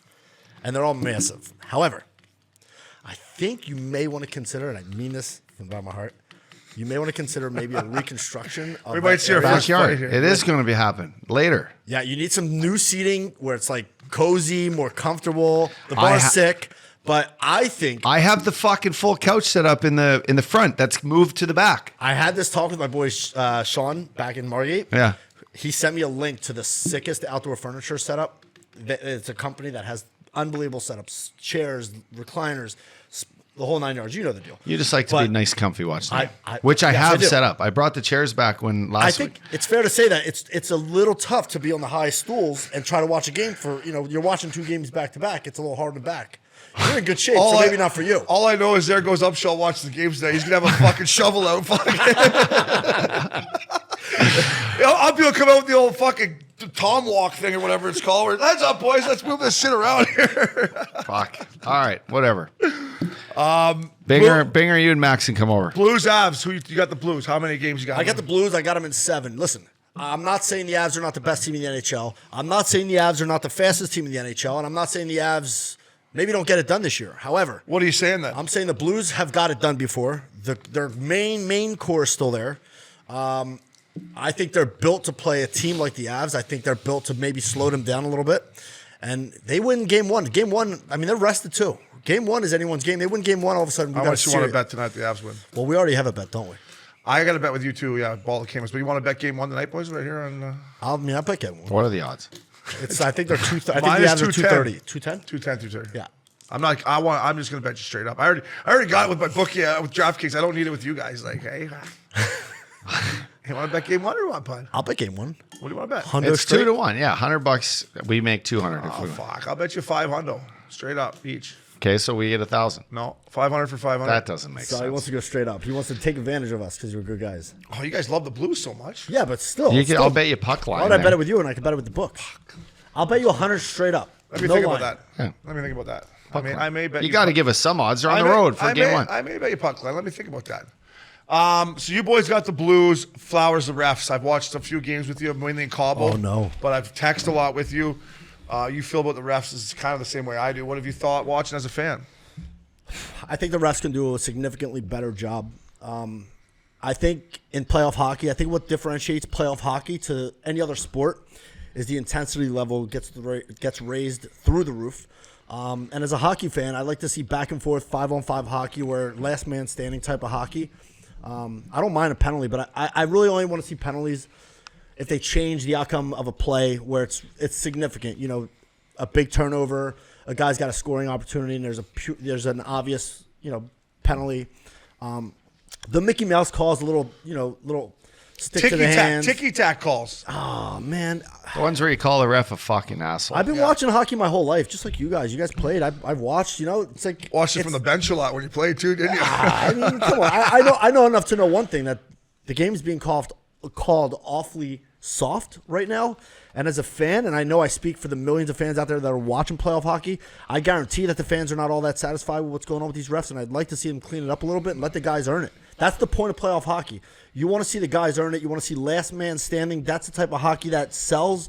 That's what differentiates playoff hockey to regular season hockey, and that's what makes playoff hockey the greatest sport in the world. So the refs need to put their whistles away a little bit, let the men earn it out there, stop calling the ticky-tack shit, and let's go.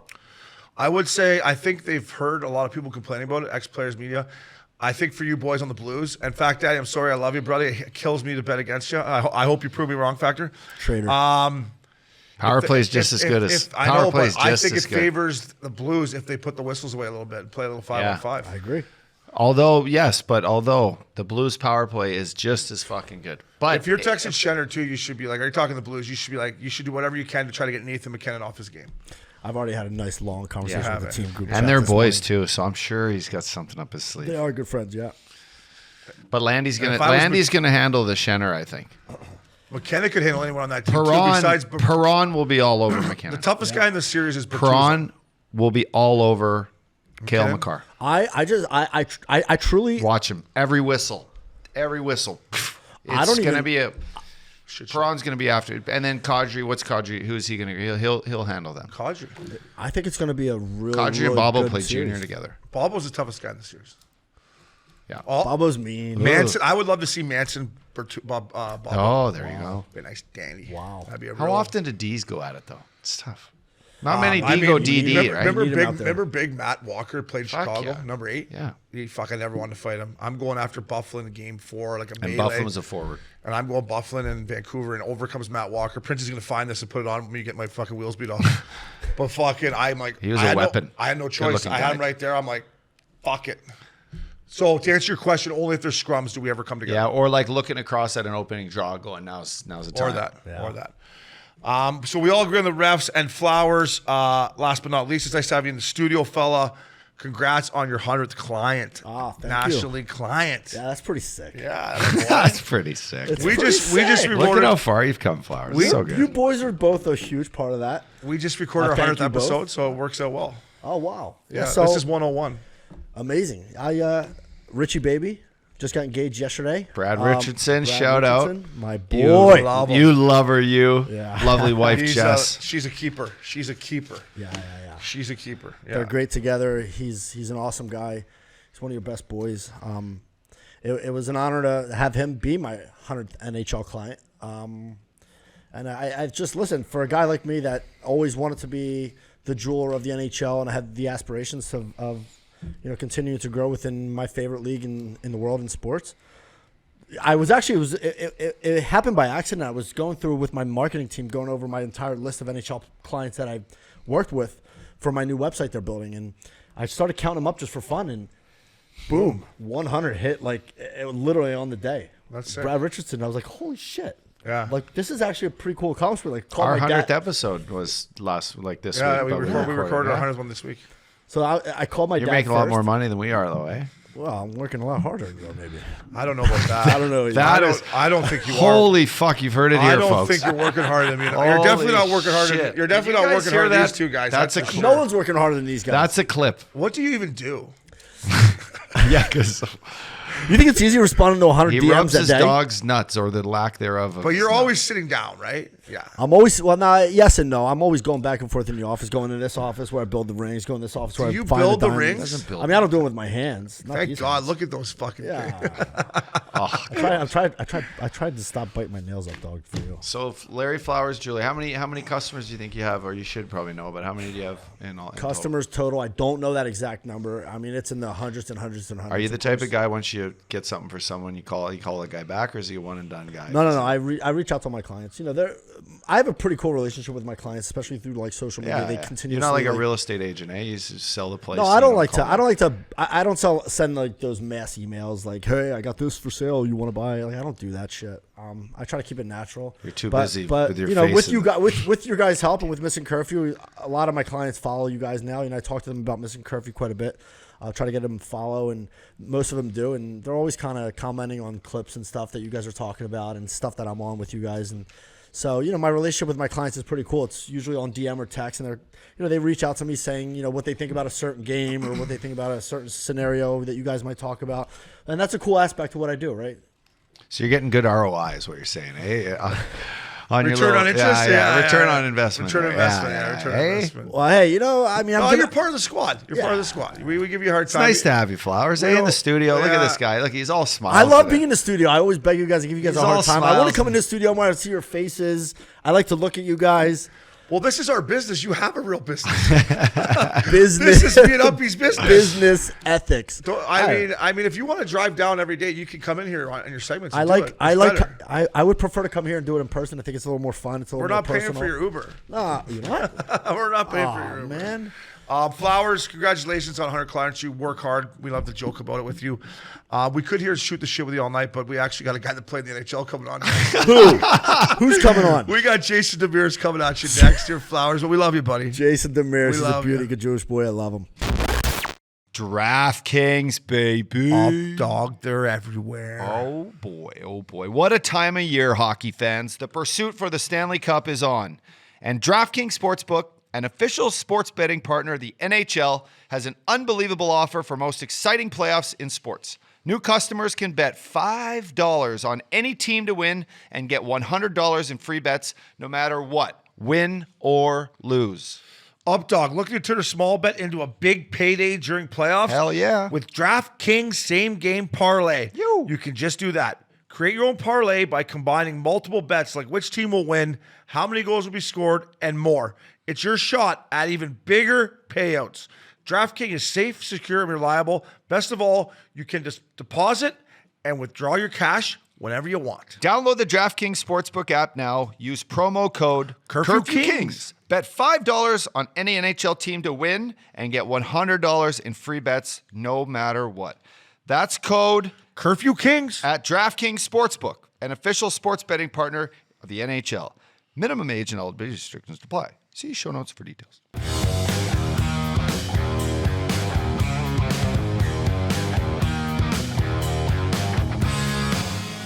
Welcome back to Missin Curfew. Updogg, we just had a whole podcast before we were on the air here. This is a guy, by the way, that me and him would have been a good D pair. Good D pair. Right shot. We would have been D to D all night. And then I got to meet him through Richardson. Who would be the low and slow in the group? Both of us. Typically he would give it to me and I would give it back to him in a perfect world. But Jason Demers, buddy, thanks for joining Missin Curfew. Would you agree or disagree that me and you would have been a nice lefty-righty pair, huh, fella? I mean, I think I would have been about 10 feet taller playing with you. I think I'd have been running around everywhere.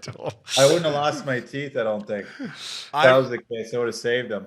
I think the first time I officially hung out with you, I knew you through Richie forever, but was when in Scottsdale. I moved there for 2 weeks when they shut down my golf course, and you and Richie came over. We were playing heads up in the kitchen, having a time. You had me and my girl were talking about it because I told her I was coming on here. You had probably one of the best 20-minute sketches about Bobby Lou long ago, and we had everybody in the house rolling. Yeah, I got a Bobby because I played with Bobby in Florida, and anytime a puck would go to the point, you just hear him yelling at you, "Move out of the way!" Can't see. I'm like, fuck. I'm trying to get out of the way. He was a talker, huh? Oh yeah, but like quiet off the rink, but then like on the ice, he'd let you know. But as a D man, like as Demers just said, like when you're there, like you're trying to get out of the way, and he'll yell like, "I can't see." You're like, "Fuck." You're boxing out a guy, and you're just all you hear is "move." Oh, and then when I get around Richardson, you too, you're best buddies with Richardson. He brings it out of me. Just I don't know what the terminology would be. Maybe more of a locker room. I don't know, but when I get with him, as you know, there's nobody better than Richie. Oh, he's Richie baby, as he's known around the league, Richie babes. Yeah, he's the best, man. He's great. The fact he's still, I played deep, and so did you, Obi. You played well into it, but Richie still gets it. Like, he still gets it done, and not just because he's a good guy. Like, we often, we'll pause some of these games. Jay, you were in Russia this year doing this, and I can't wait to get into that. But we would pause it and watch Richie down on one knee to take a draw, right, like his buddy Stoli Babe, and fuck is it all time. It's comedy at its finest. He's the best to kind of ISO can. It's just, you know what that is? It's just 100 push-ups every morning. He's kept him in the league. He just loves his push-ups. Well, I sent this video and he sent it to his fiance now, Jess, and he's like, hey, do you mind if Jess posts that on her Instagram of me like showing Richardson taking this face off? To this day, I don't know how his ankle bent the way it did, and like he had his nose in the circle. I'm like, that's a guy who wants to win that draw. That steel rod in the leg too. He just he's half bionic. Oh, I know he gets it done, man. It's like even this year watching him, it's just it's those guys, just the smarts for the game in the right spot, and you know those guys that just fourth line center, but like you can trust him in any situation. So he's always been so good for that. They were my favorite line in hockey. You were probably over in Russia when this was going on, but it was him, Louis, and Luch at one point when Richie first got to Calgary, and I was like, this is the best line in hockey. They need a nickname, and I came up with the old pension line. I just called them the pension line because they all were getting the pension. They got their full pension. Next thing you know, they got the leather jackets. I flip too. out the Flames game, and Richie's like, "No, I'm not playing with those guys anymore." And Richie seems to think that the media made it like kind of a big deal in Calgary, and he thinks that like Daryl kind of had a problem with it. Like Daryl's like, he didn't want anything bigger than the team. I was like, fuck, sorry, Richie. I hope I didn't get you shipped out to Vancouver because of that. Oh man, I don't think they thought anybody was gonna pick him up, and they just thought like, hey, like they probably called some teams and like, don't touch him. But I mean, there's so many teams that need a guy like that. I mean, it's a good locker room guy. So I mean, it's kind of I think like Trevelyan called him and was like, sorry, we didn't know we were going to get picked up. And he's like, the hell do you think was going to happen? Yeah, who do you think I am? You think I'm made for the minors? You think I'm made for the minors? Not a chance. The last thing we'll say about Richie, because we could stroke him off all pod here, but I did say to him, though, there'll be one time throughout their run, how far they go, well, Daryl Sutter will look down that bench and wish he had Brad Richardson for a big face-off or a big kill or even a big goal. You know what I mean? Like Richie was key for that stuff come playoff time. I mean, I'm surprised they went that long with Dallas. I didn't expect them to. Same thing with like Edmonton and LA. So I feel like that series is a toss-up. But I thought they were going to roll over Dallas, and I mean that last game they did at Ottinger was unbelievable. But I actually thought they were going to take care of business a little bit better than they did. Jay, 699 matches in the National League. This was your first year. You bounced over to Russia to play some hockey. How was that experience for you? You're talking to two guys that did that at the end of our National League career. What was it like over in Mother Russia for you? I mean, it was great. So, like, to be honest, like, it's so hard. Like, I had people calling me being like, you got to give me, like, some good stories. And I'm like, it actually was, like, everything was awesome. Like, Kazan is, like, they spend the most money on their players. The facilities were, like, top notch, you know, and I just came from Arizona, which, I mean, you were there. And I mean, their facilities in Kazan probably beat the ones in AZ. Especially at the ice den. Yeah, for sure. Yeah, especially at the ice den. So I'm sitting there, I'm like, it's actually pretty nice. Sauna, steam room, and a couple cold tubs. Yeah, I didn't know I had to go behind enemy walls here to enjoy like a nice hot tub or a cold tub. Yeah. Yeah, exactly. But it was good. Like the guys were great. They took us out. And I was over there with Eric Fair and a couple other guys, Mark Barbario, Jordan Wheel, and Stephen Camford. We had like a good group and Par Lindholm, who was in Toronto a bit. But we had a good group. Like we were out for dinner every night and you know, they didn't really care about COVID restrictions or anything like that. So it was like they didn't even test. They just said, go ahead and do whatever you want, really, which was, I mean, at that point was fine. Like there was no positive test for a while there for a little bit. Got a little squirrely before the Olympics, but no, it was good, man. It was really good. So I didn't expect to kind of end up there, but I mean, it happened, and I just kind of embraced it a little bit. You know what I enjoyed about my time over there was like the banter that these like I was in Switzerland, right? But the banter that these like Swiss guys and like other language would have like in the room, because like that doesn't change. Whether it's fucking, you know, peewee hockey or junior or fucking in the National League, like you're just getting it with like other languages and different stories, and like they still go out and like get drunk. They still go. The single guys are still going chase chicks. Yeah. There's still the other That's guys. A universal language, Updogg. The guys who aren't playing in the game are like going out and getting drunk before the game, like you know, having dinner and stuff. And you're like, it's just nice to know this hockey culture is worldwide. Totally. Yeah, and I mean they can tie one on those Russian guys, man. Holy crap. Man, I thought I was pretty good and could handle myself in the paint, but I was like, Jesus. I always wanted to go over there. I had an offer, so I played in San Antonio, and then I could have went over to a pretty good team over there. It wasn't the one you were, but I turned it down to go play in San Diego, which was a mistake looking back. But Russia was where I wanted to go for the reason that you said. You know the boys are going to booze, and I was a single guy. I'm like, I got to get over there and see the women. Like, I was like, I don't care. I'll go live in Russia. These boys are going to drink vodka, and there's going to be rockets everywhere. So I always wanted to play in the KHL and just never – I kind of blew my opportunity. And all the Russians we played with had just the hottest girls, right? Yeah. Well, I told my girl, I literally called her. I was like, I mean, listen, I love you, but I'm sorry to tell you, I played a lot with these Russians. Hey, baby, I love you, but I don't know what's going on over there. I was like, these guys are, you know, they're great guys, but you know, some of them aren't the best looking, and they're just Anna Kournikova walking around. I know. It's like, good for you. Like, good for you guys, man. And they're just so ruthless to them, right? Like, I remember, like, guys I play with have the Russian hottest chicks, and the way they treated them, I'm just like, and they're like, they don't care. That's just the Russian culture. Well, it was more like, no, it's sometimes more the way they would just treat like a female in general. Yeah. Like if they're out like hitting on a girl in a bar in like North America is a lot different than like the way you would probably do it in the Eastern Bloc. You know what I mean? Yeah. So it's a touch different. I think. I guess it's probably different. It's touch and go. So Jay, you're the first guy that's been on the podcast that played for Team Canada over in China this year at the Olympics. You know, you guys didn't pan out probably the way you wanted to. You know, your experience over there. How was China? What was it like to put the Canadian jersey on and compete for Olympic? An Olympic medal? What was that like? I mean, it was amazing considering, like, so in September of last year, I had like back surgery right at the beginning of September. I had something that kind of flared up right before, and I was kind of considering getting a PTO to play North America. So I had to get back surgery.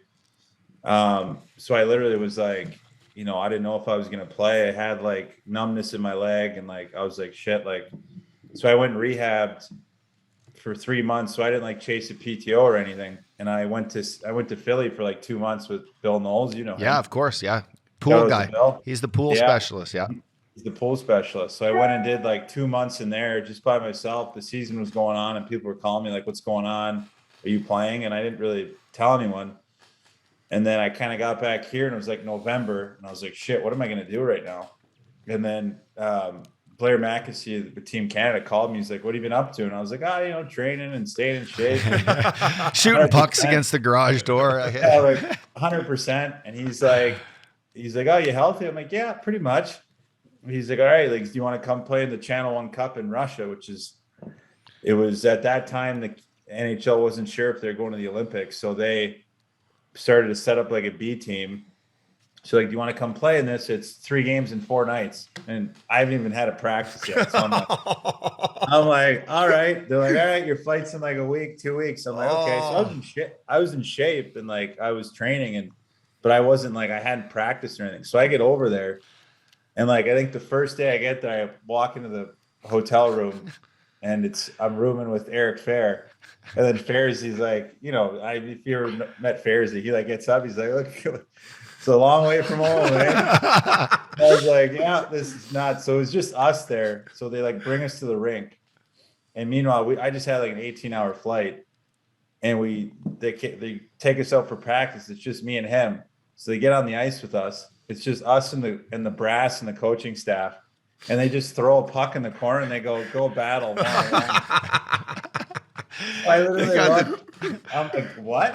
And he's like, anybody lose the battle, 10 push-ups. We're like 20 minutes in, and I'm almost having a heart attack. I have jet lag, and me and Fairzy are skating around, and we're like, these guys are probably staring at us like, get them back on the bird, send them home. Hey, who was it?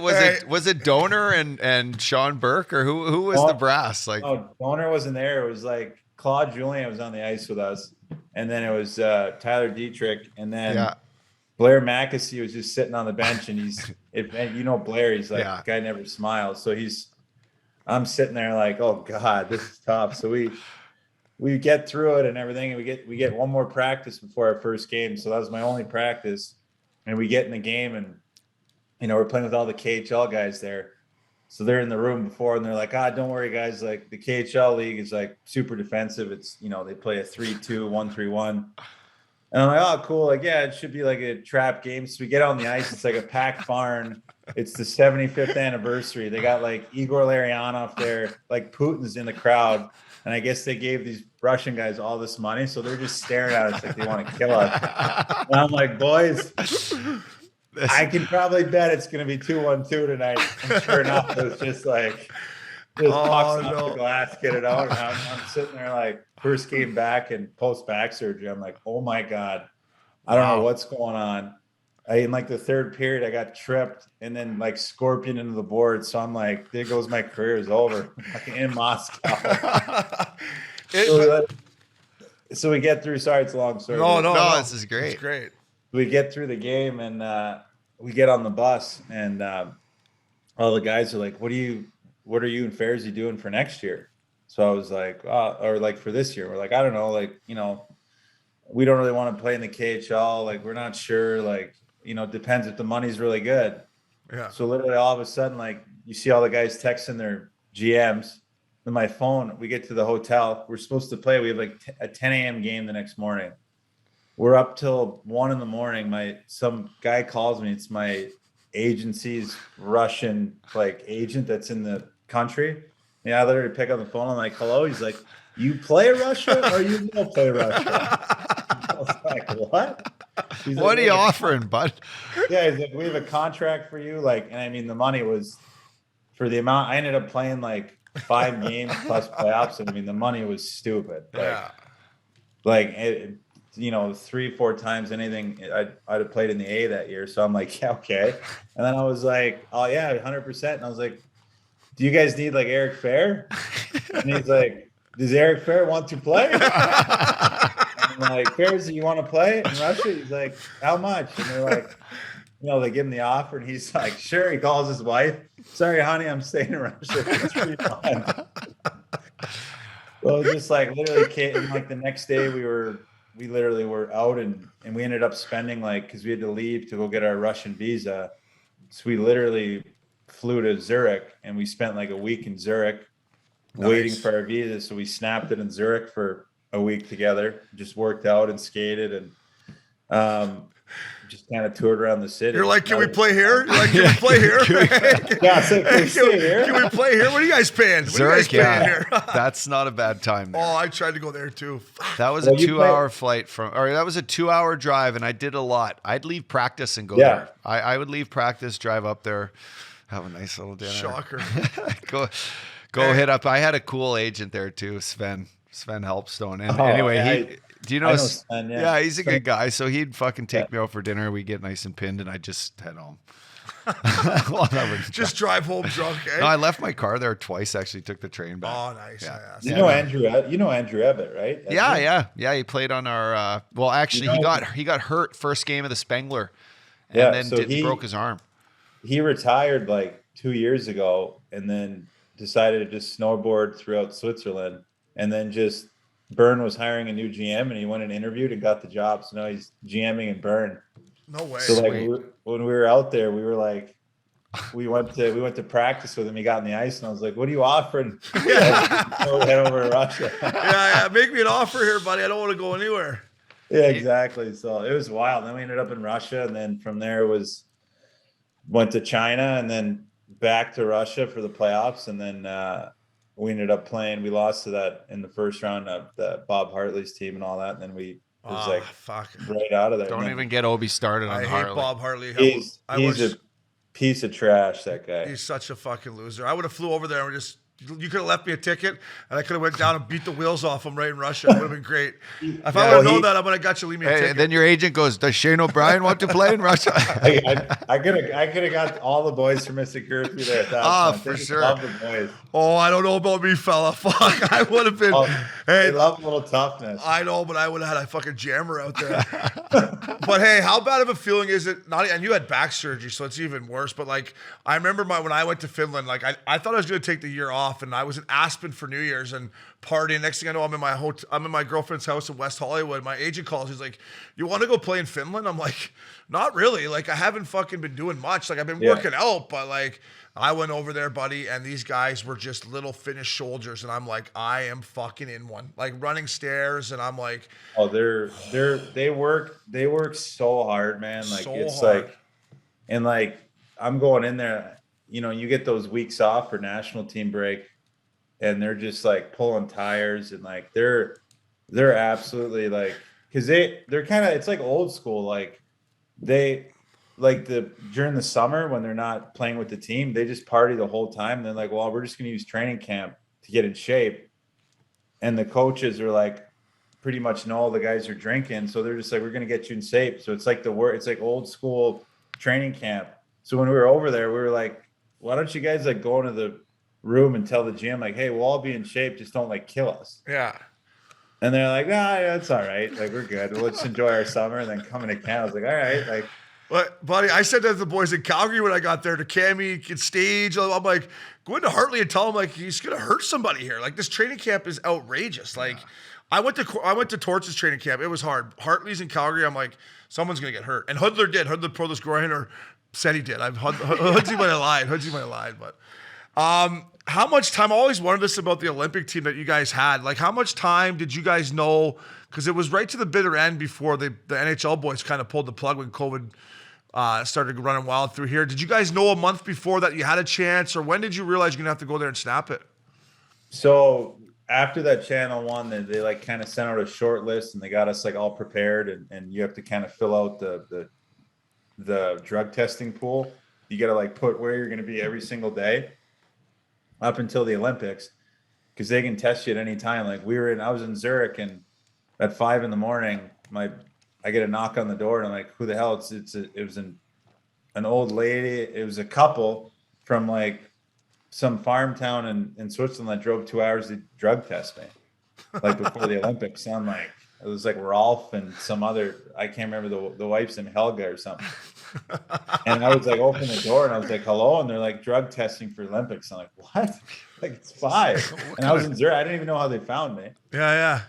So, but they just kind of kept us in the loop a little bit. And then it was like a week before kind of the last final announcement, and we got the phone call. It was a little anticlimactic, because it was like, I kind of know Tyler Dietrich a bit, because I did the Spangler and a couple of I did the World Championship. So I like texted him. I'm like, am I on the team, or like, should I like pack my shit and get over there? Or, and he was like, yeah, you made it. So I was like, oh, okay, thanks. Like, that's, everybody's like, how was that phone call? I was like, it was like a text, or a call, but it was like, they were so like, it must have been nuts for them, like planning it out with COVID. I couldn't imagine. Two teams together. Like, I can only imagine, like, you know, it was probably a shit show for them. So you're just kind of like, all right, let's just get this thing going. So we had like a 2-week period in Davos together too, where we practiced and everything.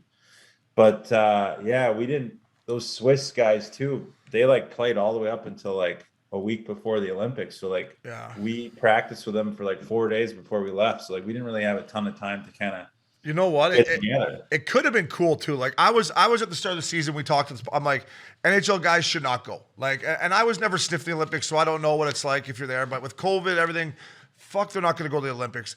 And if they would have set it off the start, they could have made it cool with guys like yourself and ex-NHL players, and got you guys together, you know, 2 months before the season, before the Olympics, and trained together, and like almost like Miracle style from that movie, you know, like where you guys were like living together, training together, playing other exhibition teams, and then you boys, I guarantee, would have come out of the gates and been a way different hockey club. Like, if you would have had that opportunity.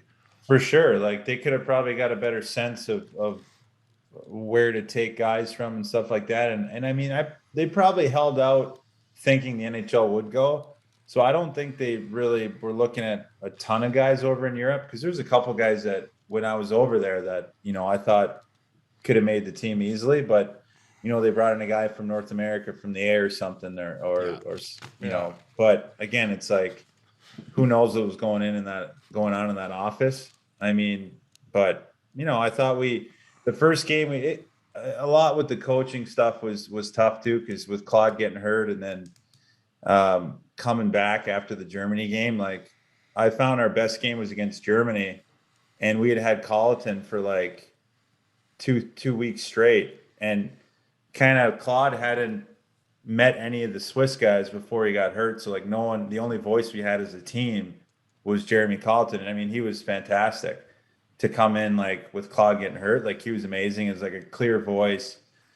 And it kind of stung a little bit in terms of, because when Claude came back, which, you know, rightfully so, is his job, it a lot of those Swiss guys didn't know him. So like, and he didn't know the Swiss guys. So it's like all of a sudden, like Colleton has his guys he likes that are gone, and then it flips the other way. It's with like Claude when he comes back. And as we played that, if you look at that Germany game and that US game, it was like night and day our team. Like Germany, I thought we were just straightforward. Everything was perfect. And then it just seemed like we couldn't catch our footing after in terms of like being organized. And I mean, there's just a lot of external stuff going on. So it's like that Winning Time show on HBO when Pat Riley and they come in and start coaching and they win and they're like, "This is our fucking team now. Yeah, we're not giving it. We're not giving this back to him." Like, you know, no. And one thing you realize when you go over, like you mentioned Germany and Finland ended up winning it, and like Russia and these countries, these guys have played together for a long time. Yeah. And they play in the same leagues. They know they coaches. know each other. Like they've been playing together. Like it's not fair for these guys to be like, you know, hey, here you guys go a week before, come in and try to snap around, because these other guys are good professional hockey players that have been playing together for years. It's just like, what? Yeah, I mean, the Finnish team and like even that Sweden game, like we'd played a back-to-back, and we were in that game in the third. Like we didn't really give much, and we had we scored in the second period, but it was disallowed. I mean, I scored, but it was disallowed. But fucking joke. Wheelsy bad penalty. I love the kid. Bad penalty. It was within the third period, we go in and we were 0-0, and then it was just a fluke goal. But I mean, again, I thought we were a better team overall. But I mean, those tournaments, it's one and done, and you have a tough game, or one guy's a tough game, and it's I mean, that's it. So, but yeah, those Finnish teams, they play so structured. You watch that right now. The World Championships are going on in Helsinki, so the Finnish fans are amazing. And that league over there, I told Uppy knows this for years, but like it's better than I ever thought. And like I remember texting Uppy and Loops and being like, "Boys, this country's coming because the junior programs over there and the young players in this league, how hard they work. Like these guys are good players. Like." And if you watch them play in this World Championship now, how big they are, how structured they are, and they have their drunk Finnish fans with them. Like, they're a good hockey club, man. Like, I watched them play the other night against a pretty good USA team, and it was no contest, man. They were all over these guys. Where did you play in Finland again? I played in a little town called Hämeenlinna. It was I played in Oulu and during the lockout. Okay, yeah. So you know what it's like. It's a good league, man. It's as close to North American style as you'll find. Yeah, it's too good. I mean, for what I was making, I'm like, this is not where. Like, what am I doing over here? But then. Like at one point I almost left, right? I was like, and then I'm like, fuck it, I'll gotta stick it out. I'm almost feeling better. And then you want to get to the point where you finally feel good. And I finally felt good in playoffs. I'm not gonna lie, boys. For 2.5 months, 3 months, and finally come playoff time. But these guys were so good and so structured, and they just played the right way. And I gotta respect as an NHL guy. You know, you go over there, you're like, fuck, I'm an NHLer or whatever. How good are these guys? And I stepped on the ice with them, and I was like. Well, and how many Finns did you play with that are tough and not like they don't shy away from like a hard game? Yeah, you know, and they don't like back down when like things get hard. Like they're tough guys, just little soldiers. They just go hard. So turning gears and speaking of one and done, like the Olympics were. Toronto Maple Leafs. You've been keeping up with playoff hockey. Good transition there, fella. Playoff hockey. Nice little segue. That was a fucking National League transition by the Updogg. Hey, I've been doing. Hey, this is our 101st episode, D. So we're fucking on it. You know, we're professionals now. That was a great transition. Yeah. But yeah, Tampa Bay Lightning, Toronto Maple Leaf Game 7, do or die. What did you think of the Leafs' performance? I was happy. I picked the Lightning because we love Coop. And then, you know, knowing that they're going to have to beat Tampa, right? They're not just going to be given this, like, I don't care if you're a Toronto Maple Leaf fan or you're not just going to be given the fucking bypass the first round. No. You got to earn it. And you're going against the champs. So to me, it was like, you got to beat the champs to be the champ, and you got to beat them to get out of the first round. You didn't. What were your thoughts? I mean, I honestly had Tampa to win. I think next year, if Toronto doesn't completely blow everything up and maybe they add maybe I still think they need a stud defenseman on the back end. Yeah. You know, like Morgan Riley's good. He's a great player, but like look at Tampa and like look at these teams that are left in the playoffs. You know, you got a Makar, you got a, you know, I think the only two teams that are missing a stud is Edmonton and Calgary.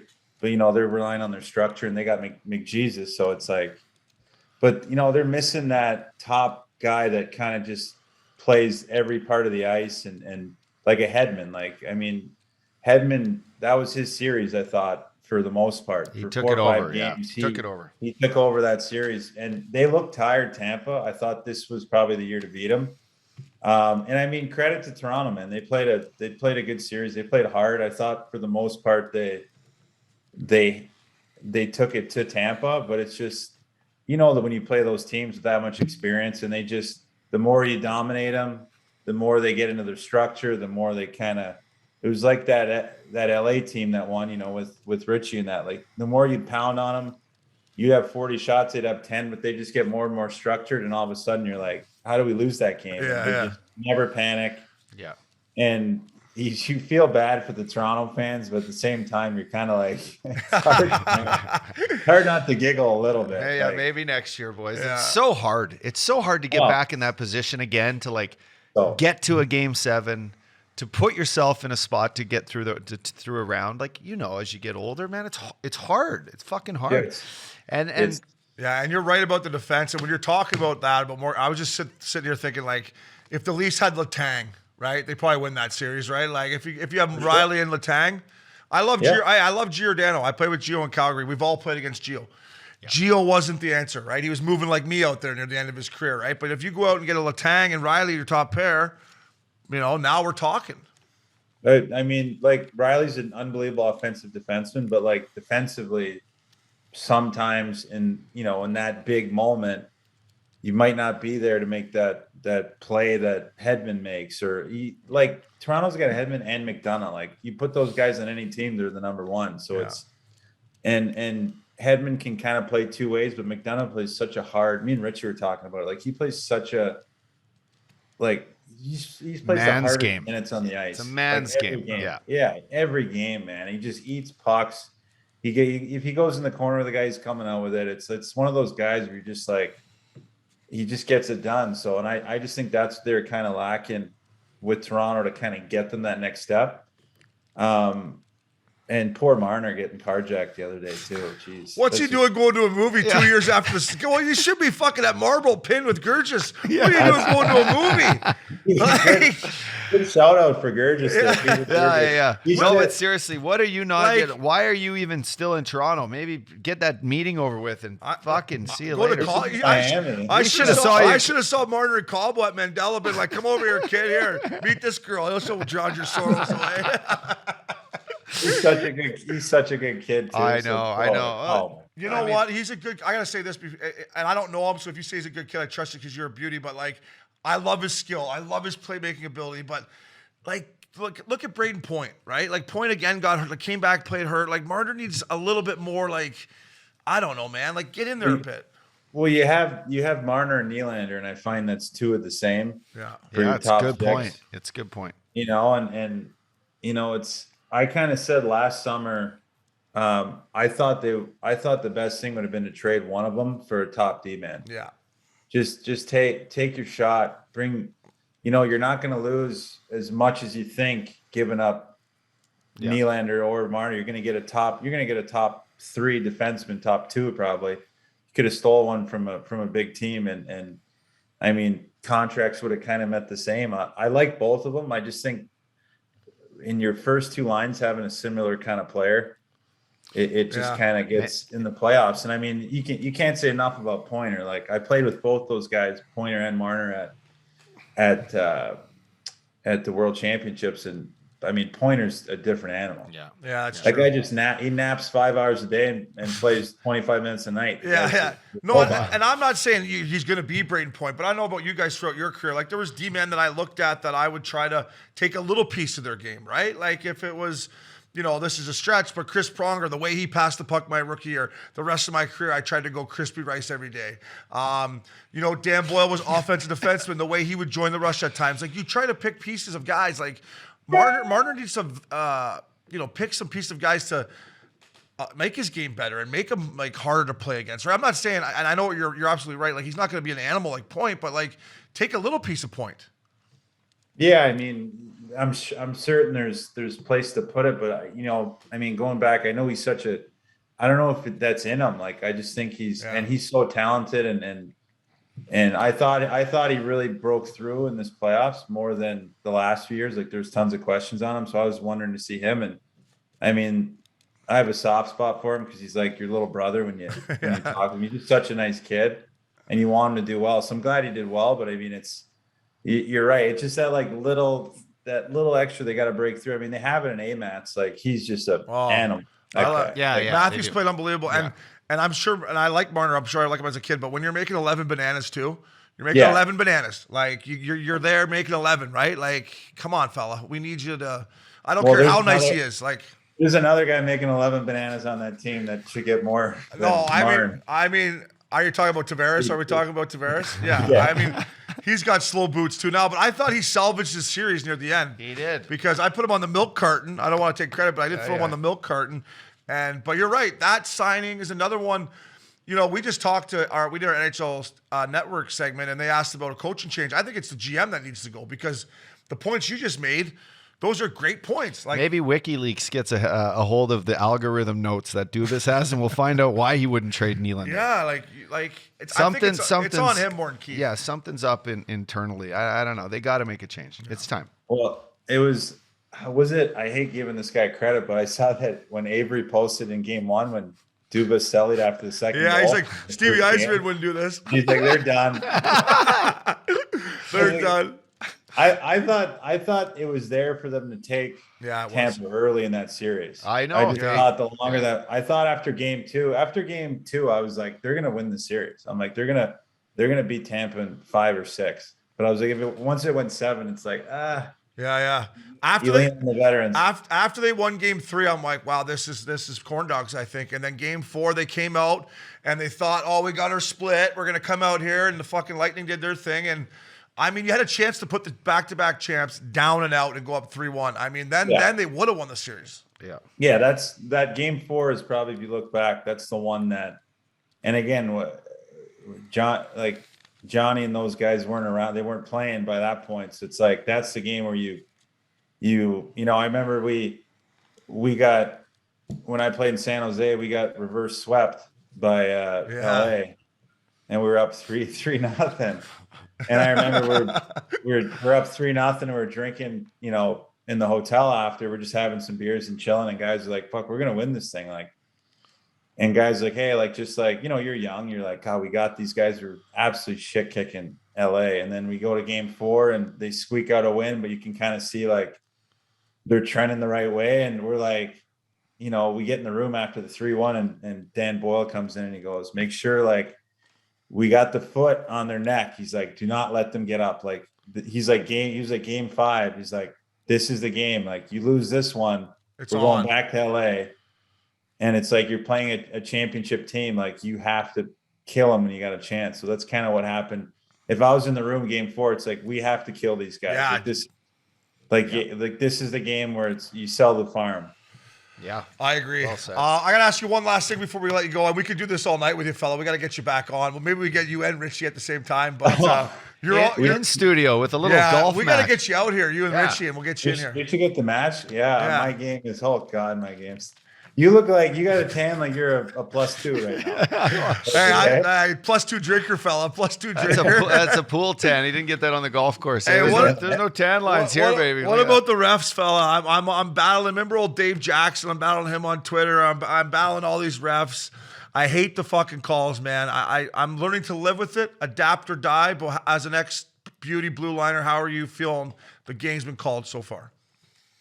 I mean, this cross-checking thing, like, I understand when it's in a dangerous position, but like middle of the ice, if you're putting your ass into a guy, like you're going to get lumber in you. Like as long as it's not a dangerous position. I mean, I feel like they're just like, they see a cross-check, and I mean, guys are starting to sell it now. I've seen more flopping recently than I've seen, which is in the playoffs too. But I mean, if they're calling it, I mean, why not? But it's been a little inconsistent, but I mean, I watched that Dallas game the other night that went to OT. That was they let those boys play. They let that go. Mm-hmm.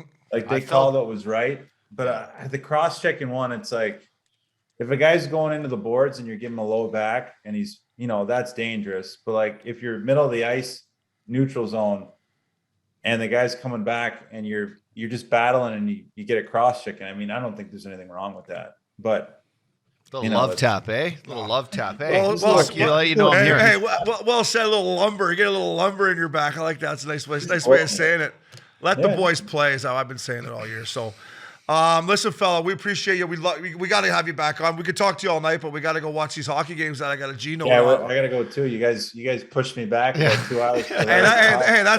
Listen, that was my fault. I was a little. I flew back from Cabo yesterday. I didn't exactly.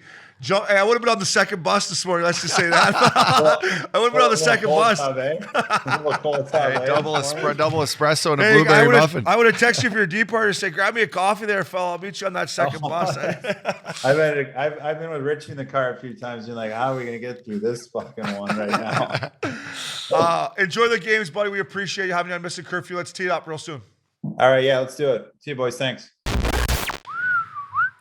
Looking good. Updogg, the weather's, I mean, we're spoiled out here. The weather's always nice. But over in New York and the Midwest and up home, it's getting nice. Time for the Goodlife tees. Break them out. How about some shorts? Love their shorts. I got like this, the new corduroy short they got. It's a little high. Show off the quads. You don't mind a little high short, though. I wore them the other day at a big guy's, I had one on a big guy's birthday party there, got to say. Mother's Day party. Some eyeballs from the mothers there at the Mother's Day party because the shorts were a little tight. I love the Henleys. I just put an order in for Henleys.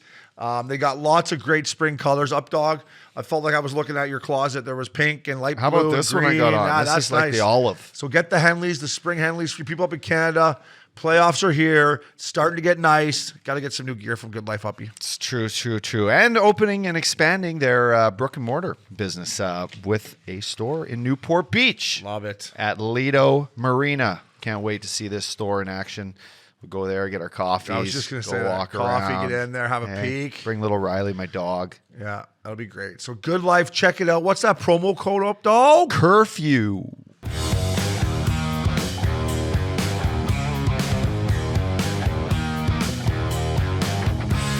Updogg. Fella. Great job, buddy. Good get. Jason Demers, he wanted to come on. Beauty. Actually, I asked him. Oh, yeah. Well, yeah, he's a beauty. He's been listening to the pod, and he, not done playing. You got to love a guy that played in the Olympics, battled back surgery. I mean, I know what it's like. I've been in his exact shoes. He moves the puck well. He moves well. I tell you what, he wears number 55 too, by the way. We'd have to fight over each other's number.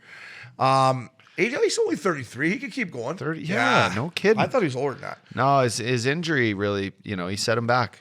And then he hasn't even gone on a PTO yet. So until that happens, you put every ounce of energy you have. You still want to be an NHLer to be in an NHLer. Yeah, no, we did I remember at the start of the season, we did a PTO list, like guys were still out there. And he was my guy. He was on there, yeah. I said, how the fuck is Jason Demers not at a camp?